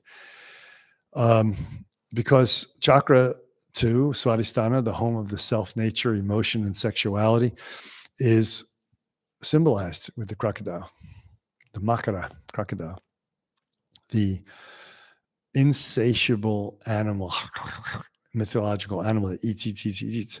So I would first of all celebrate it as possible awakening of this chakra, which can herald the beginning of getting in deep touch with one's sexuality, emotion, and how it's all driven by the ahankara, the self-image maker, and how this can be transformed through the practice.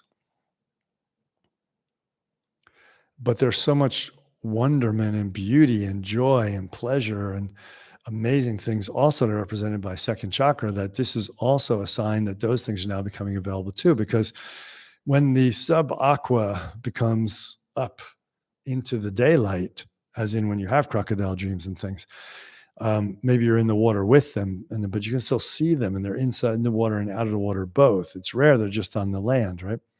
But it could be. It does herald a new beginning. It heralds awakening of this, less of a fear to embrace one's native and inherent sexual orientation and sexual damage that we've had, and making that damage a non-issue, so it doesn't drive us anymore. And getting down to the self-image maker that sits behind it all and runs it. It's a good sign. It's a great sign. I've had, I don't even know, 200, 300, 500. Actually, it's hard to think how many years of sun. Easily 200. Easily, maybe 300 or 400 crocodile dreams. And I'm in the water with the crocodiles. No caimans, no garwals, just crocodiles. And I'm in the water with the crocodiles, and I'm floating with them. And it's always during a deep Swadhisthana chakra upgrade. And remember, our chakras in our system don't work like Muladhara, Swadhisthana. We don't march through them on the way to enlightenment the way the pop understanding of yoga teaches it. So you can be in stage 4, 5, 6, 7, 8, 9, and still have dreams of crocodiles because it's expression of second chakra. It's fine. Okay, great. Since becoming a Dharma practitioner and giving up my God realm fixations, all of them, huh? Good job. I find myself living a solitary life and now facing my challenges, karmas, for the most part alone. Good. It's hard.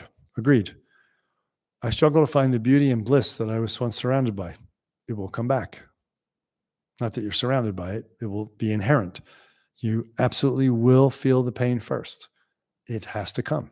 There's no way around it. It has to come. The gods have to die. They don't like to die. It freaking hurts. That's what happens to the gods. They could be around 10 trillion years, but they're eventually going to die. So when you let go of your God realm experiences and you're alone, you're cutting through, it's going to hurt. That's all there is to it. But that's not forever. Everything's temporary. Don't worry about it. I struggle to find the beauty and bliss that I was once surrounded by. It'll be inherent soon. Now that my daily life is grounded and balanced, it also seems more painful. Yeah. Now that I'm not loving and lighting my way through it, the challenges that are arising, I'm conscious of the suffering. It sucks. Yes, let it suck. Meditate on the suckness.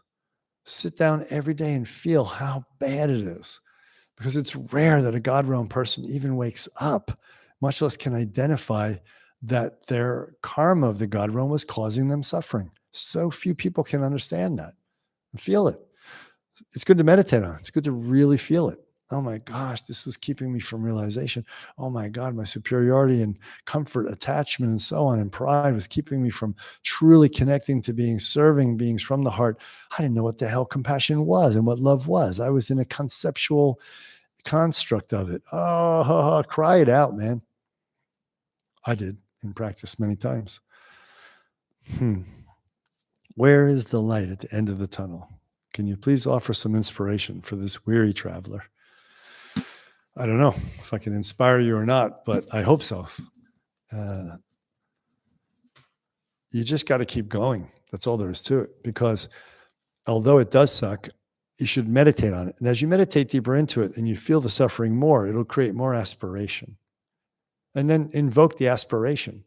Invoke the prayer of awakening 5, 10, 15, 20 times a day. Dharma hero, Dharma heroine prayer 5, 10, 15, 20 times a day. And I mean that literally. And feel it and be it. And know that the only reason it hurts now for the initial hit is because, it's good to feel the suffering. A bit of guilt is awesome. Goes a long way. But the only reason it sustains is because we haven't let go of those old ways yet completely. And we haven't surrendered completely. And we haven't embraced the fact that we may have to be fairly alone-ish compared to the social butterfly we were before in our God realm communities, which serve to support all the lovey-ladiness of our neo-tantric, new age, God realm, whatever world we were in. It doesn't have to be neo-tantric new age. It could be just be family. I know God realm people who just surround themselves with family and really ensconced in the God realm family, animal realm, God realm kind of family situation. Many, many, many families I've known like that. So it's got to go. It's got to go inside you first. You got to let go. And then, okay, when that goes and you can really be with your being as it is, and you'll rectify.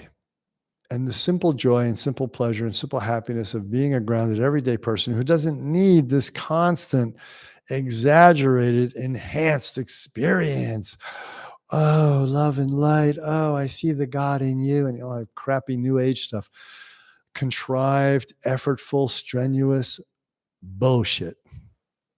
When you no longer need that, you're going to relax into a sweet spot, a sweetness, an essence, your own nature, uncontrived, effortless, always present, hosting all our samsara, all our nirvana, both, not giving you a hard time about it. We give the hard time about it. And you're going to be okay.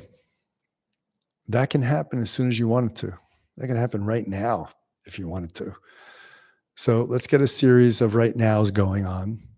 And then we can slip back and suffer a bit more about the letting go and the pain of no friends and family, and then let's have more right now, like,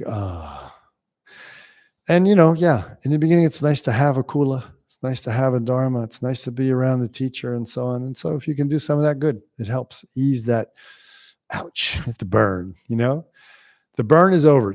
You've been branded, right? We get these brands on our shoulders when we're acharyas. The burn is over.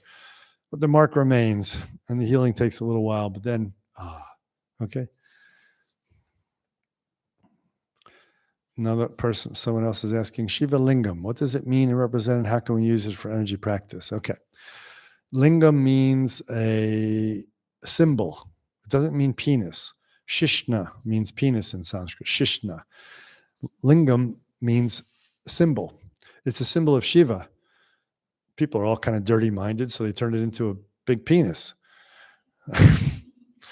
And they turned the lotus that the linga sits in into a yoni until eventually it looked just like a yoni, a vagina, uterus. So that's what it means. But it represents, the linga now represents pure spaciousness of our essential nature, of our Shiva nature, of our Buddha nature. There is an aspect of us that is formless, nameless, insubstantial, beyond, before, and always not affected by time, space, or circumstance. And that's what the linga always represents. I had a massive one, like a meter high one in Yoga Mandala, my Berkeley center way back when. And to me, it's the ultimate object of puja, that or the mirror, or that or flame, all the non-dual objects, that or a massive white crystal, Even better if the linga is crystal. We tried to have, by a glass blower, a mirror crystal created, which is just would be incredible. If anybody knows a glass blower out there who can do it for me, just let me know. I'm going to get it done. Just they failed. They tried, they failed. I went to the blowing incident and it just didn't work, because there you can see everything in the linga of the universe all around it at the same time, equally represented, but the linga is unaffected by the reflection. It's gorgeous symbol.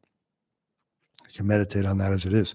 So how do we use it for energy practice? In the way of water, you do a Shiva puja, abhishekam, using water, flowers, etc., the 5 good tasting things, etc., etc. And when the abhishekam is poured, when the water is poured on the lingam, where it hits in that moment, that's the moment of fusion of spaciousness and luminosity, of love and wisdom, or awareness and love. Okay. And so you deeply breathe on that and breathe on that. Now, if you come next year for the Way of Water pujas training, at least level 1, you'll learn how to do this for at least level 1. If you go 2 and 3, so be it. And then the Kriya Yoga part. You'll know how to position yourself during the puja, so that if someone else is performing it, or if you're performing it, when you're pouring the water from the conch shell or from the large kumbha, and it forms a stream and touches the linga at that moment, you'll know how to extract the energy of your pure essential experience of your nature. And that's all I can say. So that's how you use it energetically. If you want to degrade that experience, if practitioners in the world want to degrade that experience into some type of getting cities practice, and maybe they're using a mercury linga. I used to use one too, and it's turned into mercury from other base metals. And then once it's activated and alive, it eats other base metals. That's another whole thing. I don't teach it any. I don't want to talk about it. The way I said it first for Shiva Linga practice, that's the way I teach it in Trika Mahāsiddha Yoga. That's the important way for liberation. Okay. Number 2. So come Way of Water, and you can learn that next year. Number 2, I read that Yogananda visited Anandamayi Yogini, mentioned in the prayers of foundation. Yogananda Yukteswar Laha, it should be Lahiri Mahasaya, Babaji on one side, Lakshmanju on another. Visited. What is it? What is on one side and the other? What does that mean? What if they do relation? What if they do? Okay, have a relation to TMY. Okay, I get it. Sorry, I get it. Well, who isn't related to Yogananda? Who didn't receive some kind of transmission from Yogananda? We all read Autobiography of a Yogi. And how powerful was that to help us either get on the path initially or get really fired up about finding a guru? It came at the perfect time in my life when I needed a guru, and it fired me up to find one. And within a year, bam, there it was, Shaktipata, my first real guru. So yeah, thank you, Yogananda, and that whole line of beings. But Lakshmanju, no, we're not in his lineage. But Anandamayi Ma, yes. She had a direct, powerful Shaktipata she gave to Satyananda when he was 5 years old. And he was in a paralytic stupor, spiritual paralytic stupor, where he was leaving the world. His pranatejas and ojas were leaving his body. He was dying. And he went to his mother took him to all the doctors, and they couldn't figure out what was wrong, to psychologists, and they said he wasn't crazy, but he is dying. And mom kind of freaked out. And at the end, she took him to Haridwar, to where Anandamayi Ma was, which is quite a journey back then, because he lived up in Almora, northeastern hills on the edge of Nepal. And he went to Haridwar. He had to go southwest and go out there. And to see Anandamayi Ma, thinking she's the only one who will understand what state he's in, because she's in a similar state, except she's kind of integrated with the world, sort of. She was a bit out there still too. When he was brought up in front of her, she looked at him, touched him on his third eye, and blessed him, and touched him again on his head and his back and so forth as a little boy, and said, "My boy, it's not time yet. Come back." And Satyananda said he was in this heaven. He was in a heaven. He said he loved it up there in this heaven, and he wasn't really in his body. He wasn't eating or responding. And he said he remembers like going down a tunnel at a turbo speed, flying down this tunnel. Not really, kind of scary, like not really liking what was happening. And then boom, ending up in his body, and he was there again. So she brought him back, and said, it's not time yet. And then after he came back, she told his mom, and this boy will be a major teacher someday. He has a job here in the world. He has to come back. He can't go now. And so with that blessing, we included in her lineage because she was very powerful for us in that way. And certainly I felt her blessing power many times in my life. So she's in the prayer. The prayer is too short. There's so many that could be listed that gave blessings to our lineage, either to my masters or ones we don't even know their names from way back who are in this stream, and ones in my lifetime, to be quite honest. Many. I left out the entire slew of Tibetans, of Chinese. I left everybody out. So, and I didn't even put in all the Indians. Following up on this, where we can learn more about all these, let's say, Mahāsiddhas and things. Particularly in our lineage, you want to learn more about them, or like in general? An exhaustive discussion. We could tape it, we could video it, and prepare as much as possible about everybody I studied with. And then you can look behind the lineages of those people I studied with. So it becomes this huge thing. Now we do have on the Facebook group, and I think on the website now, is that right? The lineage tree. So I drew a graphic lineage tree, which someone made into a computer graphic. And again, it's skeletal at best. It doesn't cover it comprehensively, but that's where you start. And then you peel the onion backwards from there, If you just look at Satyananda alone, his influence from others were like, oh my God, he really studied a lot of Tantra with people, including Tibetan Tantra in Tibet, in monasteries, as an Indian, sannyasin. In Burma and Thailand, he also went into their Theravadan training. Right? Who didn't he train with? He was amazing, savant. And then my other heart teacher, His Holiness, 33rd Menri Treason, Lungten Tempi Nima, passed away now, as did Satyananda. I mean, being the Menri Treason means he's the ultimate lineage holder and holds more transmissions and text tradition, oral tradition, yogas, whatever, than anybody in the alive tradition of Bun. That's his job, to hold it all. The new one is in now receiving transmissions weekly, I heard, from lots of great masters coming to visit him. And he was my master, my direct master. So, I mean, once you start looking back, it's like a lot of teachers, a lot of transmissions, a lot of lineages. Do we count even the martial arts side of it? Some of my martial art teachers were highly spiritual attained. Others weren't.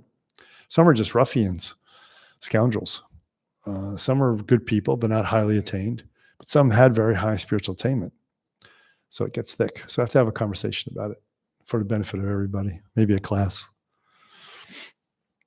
I teach yoga based on Bihar School of Yoga studies and time spent staying there.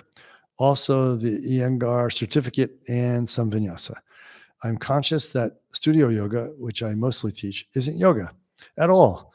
But still, it benefits people, and that's the way it's named by these places. So I don't make a big deal about that. Good. Don't make waves. It's okay. Let people do what they want to do. TMY is a coming back home. Amen to that.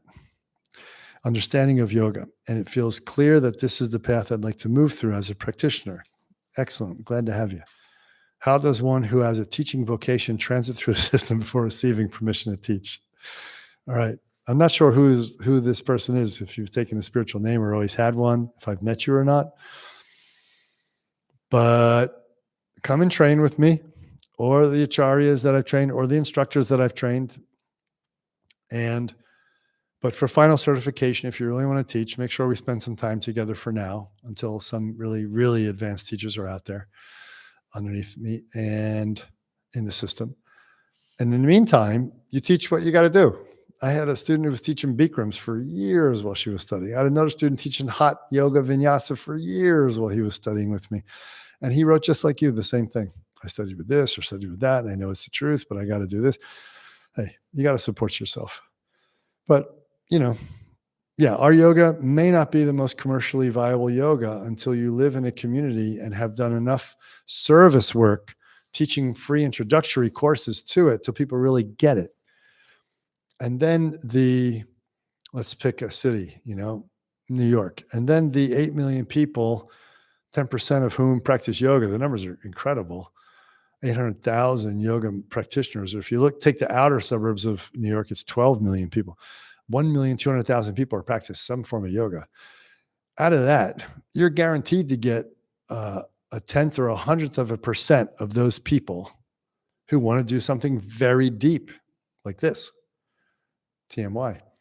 And if you look at that number, what's 1/10 or 1/100th of 1.2 million? It's like 1,000 people. So it's just a matter of putting the time in and not bouncing around too many locations and offering a lot of free introduction classes, lectures, and so forth into Trika Mahāsiddha Yoga, weekend workshops on the level 1, level 2, until people are like, yeah, I really want to do this. And then you find those people if you have the karma to teach. So I don't know who you are, but this kind of teaching takes on a deeper spiritual dimension. I'm not saying that you're not a spiritual teacher or a good spiritual teacher. I don't know who you are, but I am saying that when you compare regular studio yoga and Bikrams and Vinyasa, and BSY tries to be spiritual for sure. It's more spiritual than studio yoga, no question about it. But it's not doing what this yoga is doing. It doesn't have the capacity to do that. It's a beginner system, to be honest. Beginner intermediate, if you ever get to the intermediate level with people with Kriya Yoga and stuff. But most people don't get to that with BSY. So straight up yoga, our system is advanced, from beginner to advanced. And it was made that way on purpose. And I was trained by those teachers who developed BSY, just trained in a fuller, more tantric system that they knew and so forth. Okay. So a transition will take place where you will find a way, though it may be difficult for 10 or 15 years, to support yourself while teaching this way, because it is a spiritual type of teaching.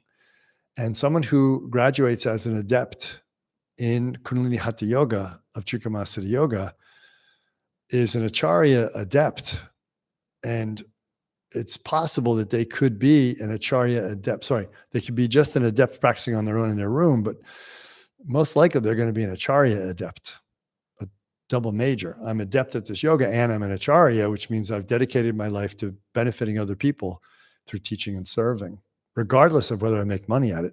I taught, for a real long time without making money on it for two reasons. I gave away most of the money to my gurus that I did make. And the other one was it couldn't pay bills. Teaching spiritually, you can't pay bills unless you fake it.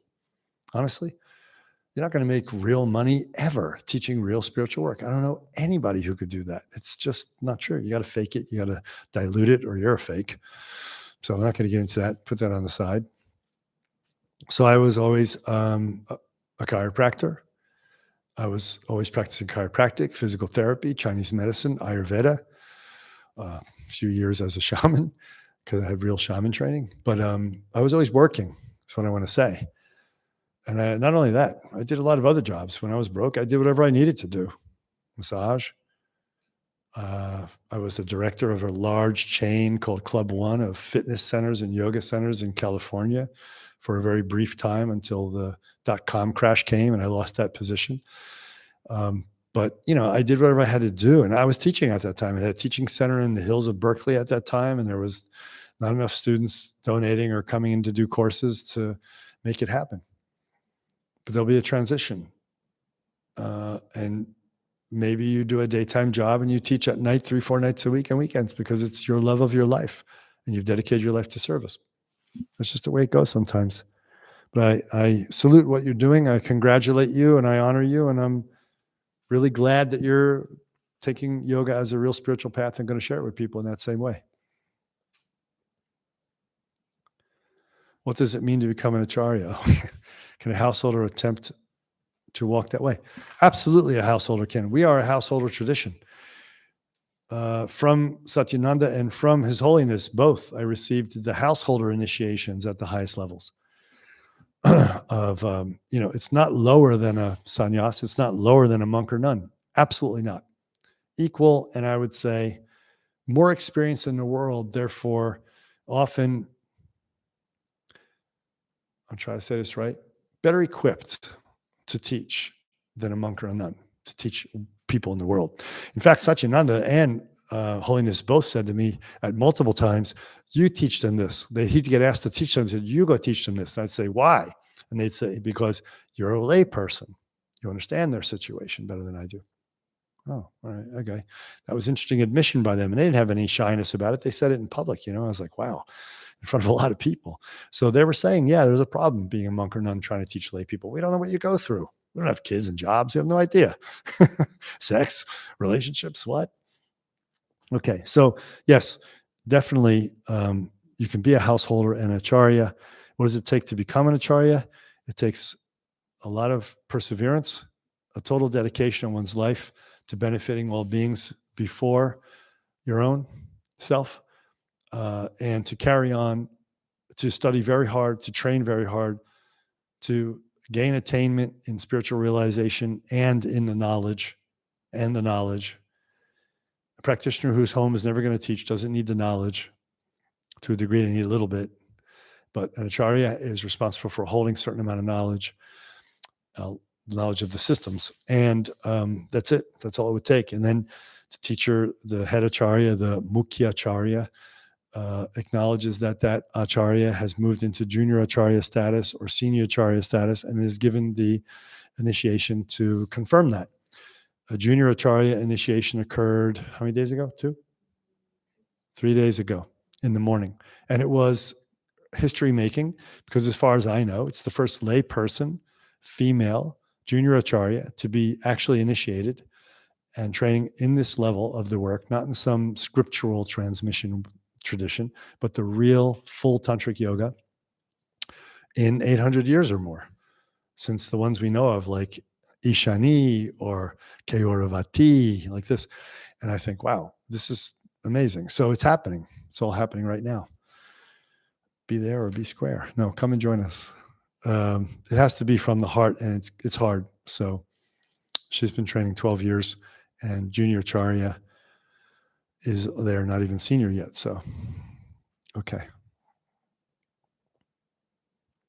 A lot came in just now. I'm just going to briefly look at it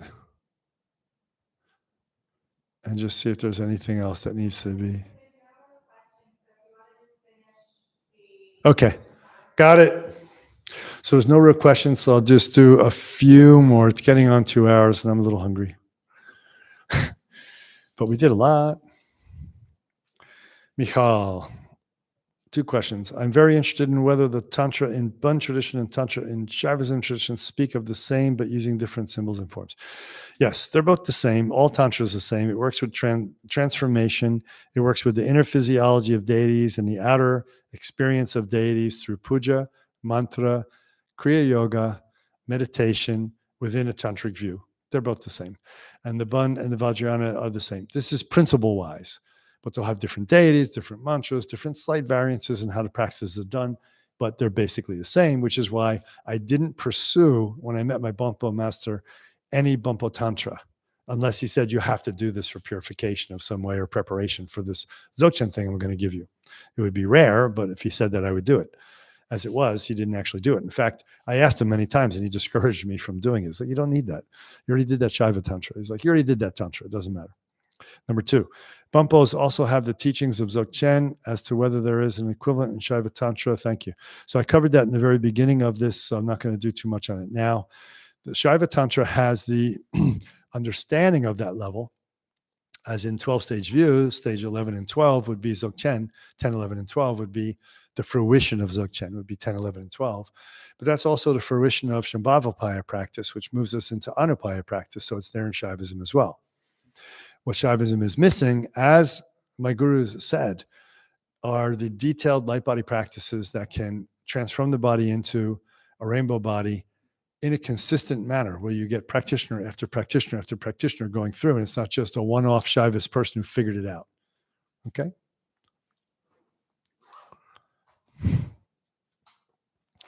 Okay. Wagner. I think we did this, yeah. Oh, no, we didn't. I have a question about compatibility of teachings. I started to learn Sa Lung Chokor. I'm trying to find a way to receive teaching and everything, doing way of water. I think we did talk about this, right? Yeah, Tsalung Chulkor is completely compatible with way of water. Totally compatible. Okay, so let me just say that without reading the whole question.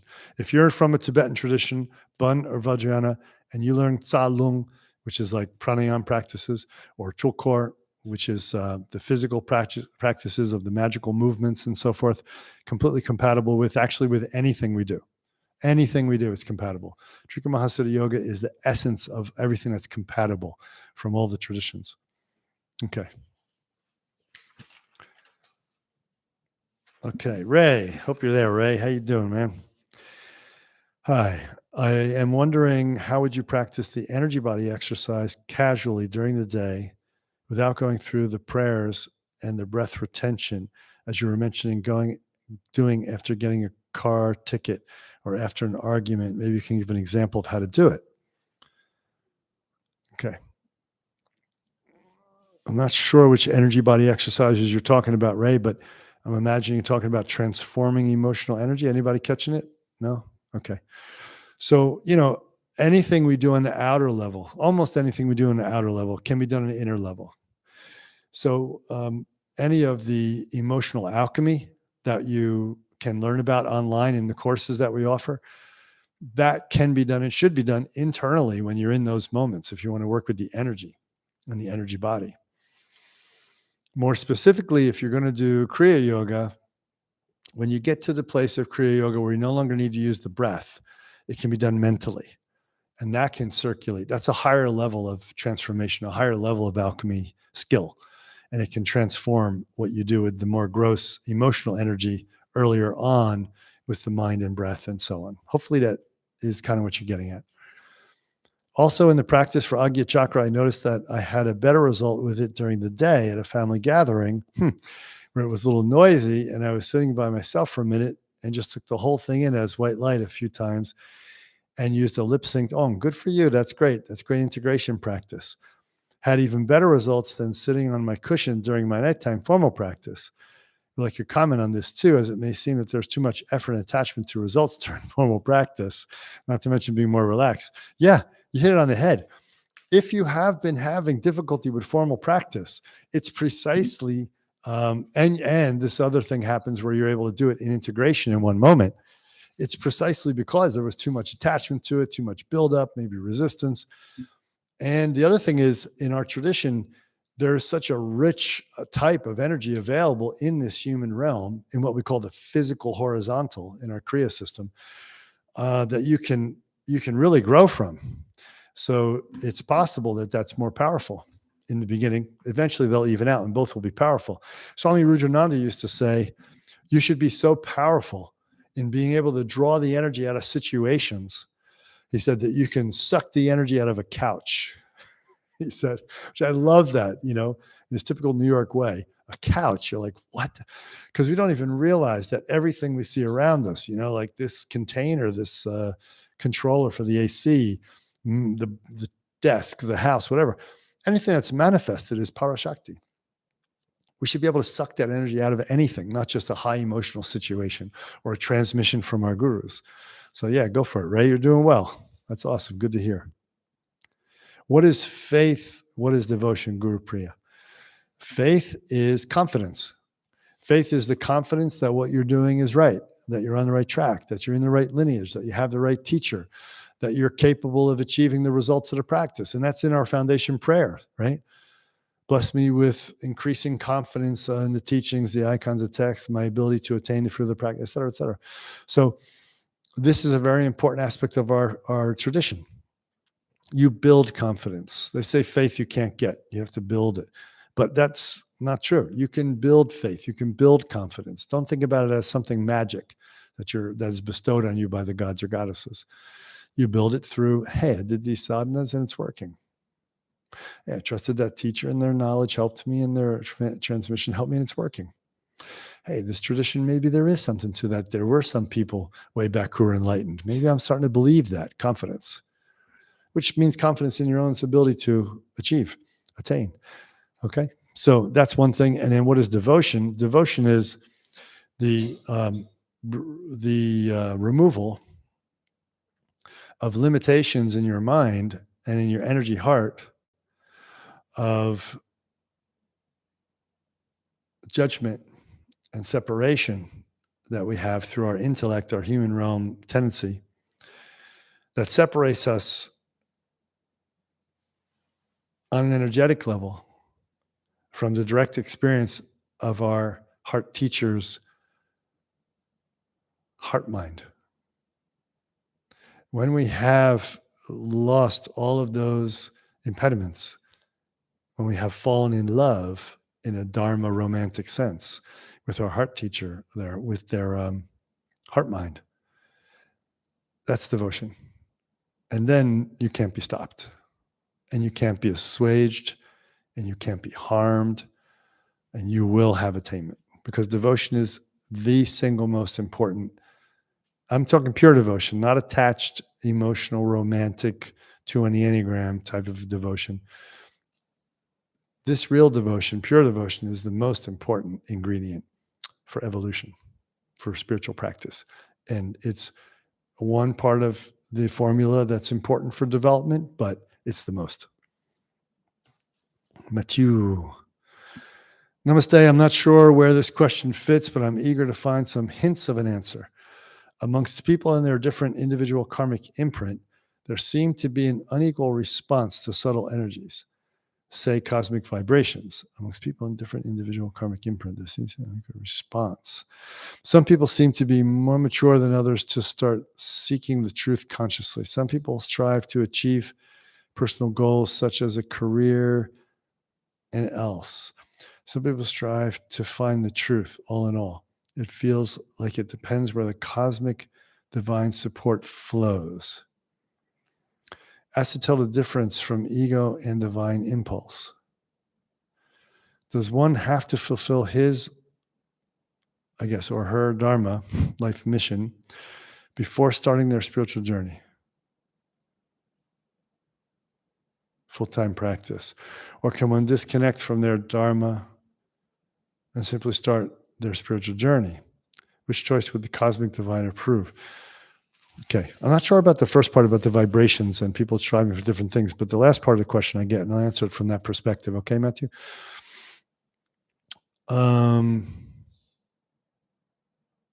You don't have to fulfill your life's mission or your nadi and then practice, because you'll be dead. The fulfillment of our nadi comes at the moment of death. It's been our whole life. We've been fulfilling it, every unit of consciousness called momentary awareness, through our entire life. We're fulfilling it right now. In the next moment, I'll be fulfilling it again. So the idea in Trika Mahāsiddha Yoga about our nadi is that it's the direction we take through life that's being constantly created and co-created based on your inherent karma you come in with and what you develop as you go, but in a dharmic way that benefits and contributes to all beings. That has to be done at all times anyway. So there's no getting out of that. So there's no sense of fulfilling it first and then you do something else because you'll be dead. So yes, they should be done at the same time for sure. And yeah, that's it. There's nothing else to say about it. So yeah, they should be done simultaneously. And in fact, in our tradition, we think the nadi is one of the most important spiritual practices for the beginner anyway. So that's important too, isn't it? It has to be done. We have to ground ourselves in that reality. Can you explain how the six realms view teaching related to six realms asanas as methods? You have six realms view teaching relate. Plus the Rushen exercises can have an importance for the beginner sadhaka. Okay. So the six realms yogas are in the category, from a Tibetan perspective, with this question is, they're in the category of Rushen exercises mixed with inner Rushen, outer Rushen mixed with inner Rushen. So, and the six realm view teachings are pure inner Rushen, and the meditation you use that comes from them is inner Rushen. Okay. But the six realm asana, mudra, kriya, mantra, visualization that we do in our six realm yoga can have more of an inner orientation or can have much more of an outer, and is excellent to combine if you do a Rushen retreat, as Sahajadakini, formerly known as Sukalia, has just done. I could tell you. Rushen could have an importance for beginner as well as advanced. Yeah, Yeah, I mean, I've done 2 Rushens. I'm certainly not a beginner practitioner, and I think they're very important to continue to do pretty far up into the path, into the stages. I don't see it as beginner stuff at all. Beginner, intermediate, advanced is what you are, not the practice. It's how you approach it. When you refer to some of your students as red Bindu Dakini versus white Bindu Dakini, what are the characteristics of the type of person in either direction? Is it solely based on an entry point aptitude, or is there more to it? So yes, it's based a lot on entry point aptitude, but it's really based inherently on what is that person's, difficulty? Do they have more difficulty with the white Bindu or the red? And then you overcome that difficulty and it's your strength. It also is there in the person. You can see in their general orientation to life. Is it an energy and body expression? Or is it a mind expression? An equanimity of essence expression? You know, it's pretty clear. Mind even as knowledge expression, not just mind as some deeper spiritual connection. So some students have, referring to a student as a red Bindu Dakini or white Bindu Dakini, it is accurate and it is an old way of speaking, but it doesn't mean that the other 2 Bindus aren't important. Of course, when we become realized, all 3 are expressing fully. If we attain full realization, red, white, and blue Bindus are all expressing fully. But it's where we start. So like you said, an entry point. But it may always be the most powerful expression of our personality display as an enlightened being. Let's take Yeshit Sogil as an example. Let's take her. She was very white Bindu expression, and in Mandarava, her cohort partner under Padmasambhava Guru Rinpoche was red Bindu. So she was the red Bindu girl. Mandarava was doing a lot of the sexual initiations, and she had that electrical energy. And Yeshit Sogil had more of that equanimous, relaxed, high view, space element. So it's basically space element versus the light of essence and awakening. Which one are we more oriented towards? Kocha, what is your advice to younger practitioners? Example, older children. Or what advice would you give to your 11-year-old yogi self? As far as practice goes, or as far as life, these are 2 different things. In life, I would say to any young person, enjoy it fully. Enjoy it. Experience as much as you can experience. And try to respect everybody, their mind, their ideas, the way they do things. If it's not harming you or harming anybody else, learn to respect everybody else. Learn to have compassion. Learn to consider others who are suffering and try to be helpful to them. And try to already understand everything is temporary and understand why you get upset. And when we get upset, it usually has something to do with being attached to something. So try to understand what is attachment and that everything is temporary. So to talk to myself at 11 years old, Dharma, have you noticed that everything is temporary? That your Hot Wheels broke, that your crystal collection got smashed, whatever I had as a boy, I had Hot Wheels and crystals, that you grow out of this bicycle and you have to get another bicycle. Did you notice that everything changes and there's no way to stop change? Did you notice that you're getting older? Dharma, did you notice that people die? Some die healthy, some die sick, but everybody dies. Did you notice that? That's change, right? From live to dead. So Dharma, have you noticed that everything is temporary? And if it is temporary and we start to realize that, don't try to hang on to things that are ending. Maybe a friendship is ending, or maybe your favorite toy is broken beyond repair. There's no use crying about it because everything ends. And that's okay. And you can actually start to be free, because if you know everything is ending, then you won't be attached as much. And that means you can really enjoy everything without having to go through pain and suffering every time that thing or that person changes, or you change, or that thing dies or ends or gets broken beyond repair.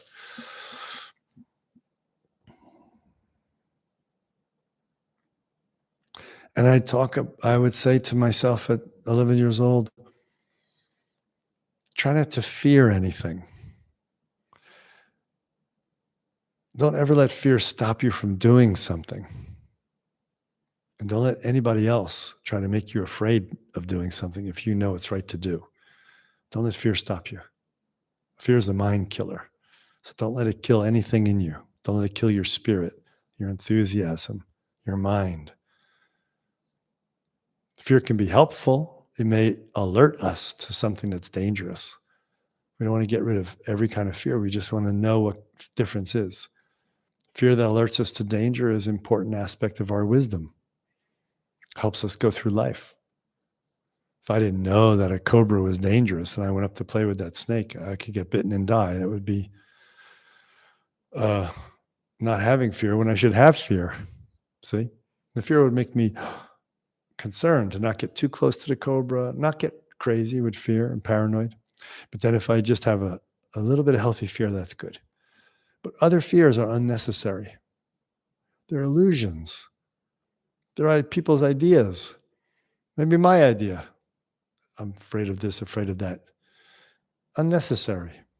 So train yourself to see through fear, to look through it.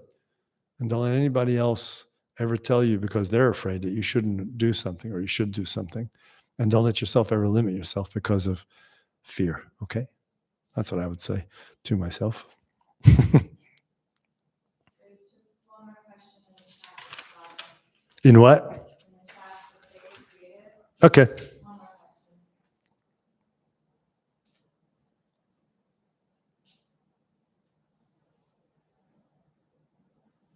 Hi, Akita. Wow. Hi, Zane. Could you give guidance about how we should use the TMY Foundation's manual? Should we practice every section every day? No. If you have time, yes. But most people don't have that. They're not retired or independently wealthy or that zealous about practice. But if you could practice it every day, that'd be good. Don't we have a Foundations cohort coming up, darling? Yeah? Sahaja. Do we have a Foundations cohort coming up?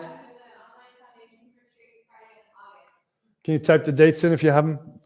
Can you type the dates in if you have them? So, Akita, there's an online Foundations cohort starting in August. I'd recommend that, actually, because it's really good to help you get the most out of it. The last one we did was 2 years ago, I think, in COVID time, and it was really good. Now, why?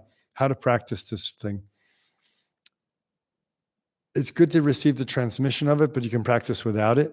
But if you get the transmission of it, you'll gain nuances and deeper understandings of the terminology, what you're invoking, why you're invoking, how it works in your inner physiology, your bindus, your channels, your chakras, things like this. And it'll get richer and deeper, and you'll be able to connect to it better.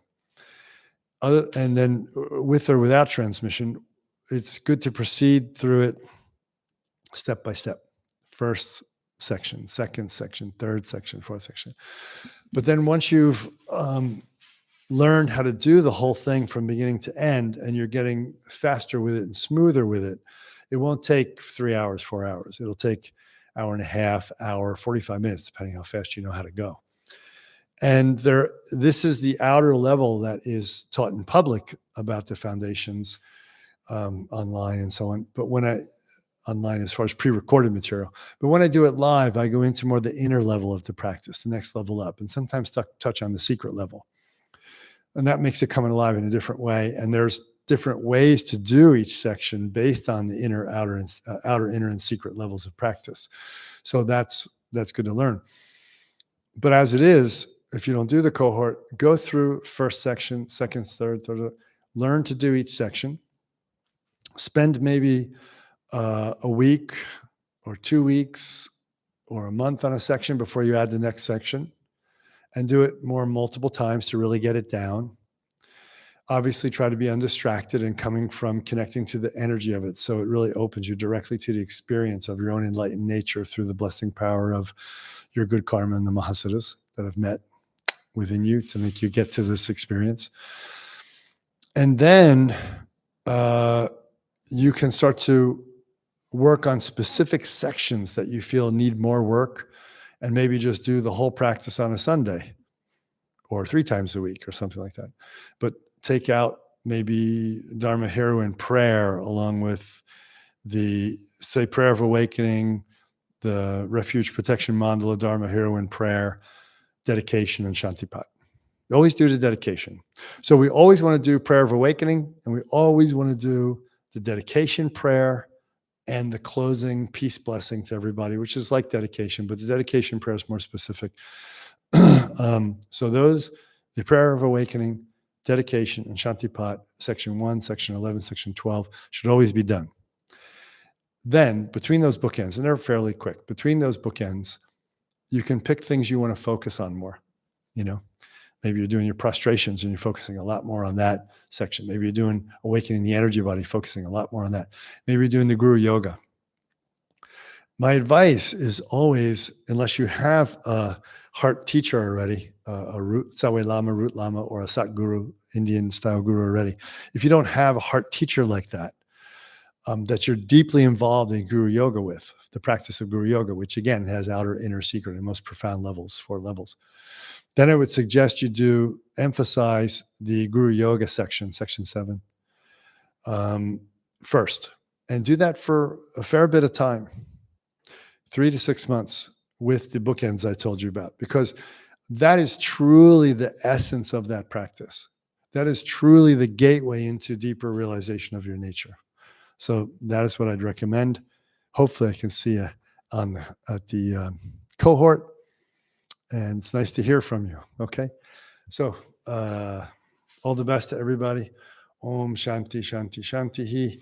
May all beings be benefited by all the great Dharma lineages, the teachings, the practices, the path, and all the great realized masters, Mahāsiddhas of before, now, and future, because they live beyond time anyway. May we all be blessed to recognize our Dharmakaya, Sambhogakaya. May we express it as an enlightened being, a Buddha, through the Nirmanakaya. And may we be of blessing, may we be of help, service, and love to all beings. May all beings be liberated and come to know the beauty of their true nature. May it be so. Tatastu, Shivoham, Shivoham, Shivoham. Blessings to all beings. May all beings receive the benefit of this class. Tatastu. Okay, everybody. All the best. And who's supposed to show me how to end it so I don't erase it?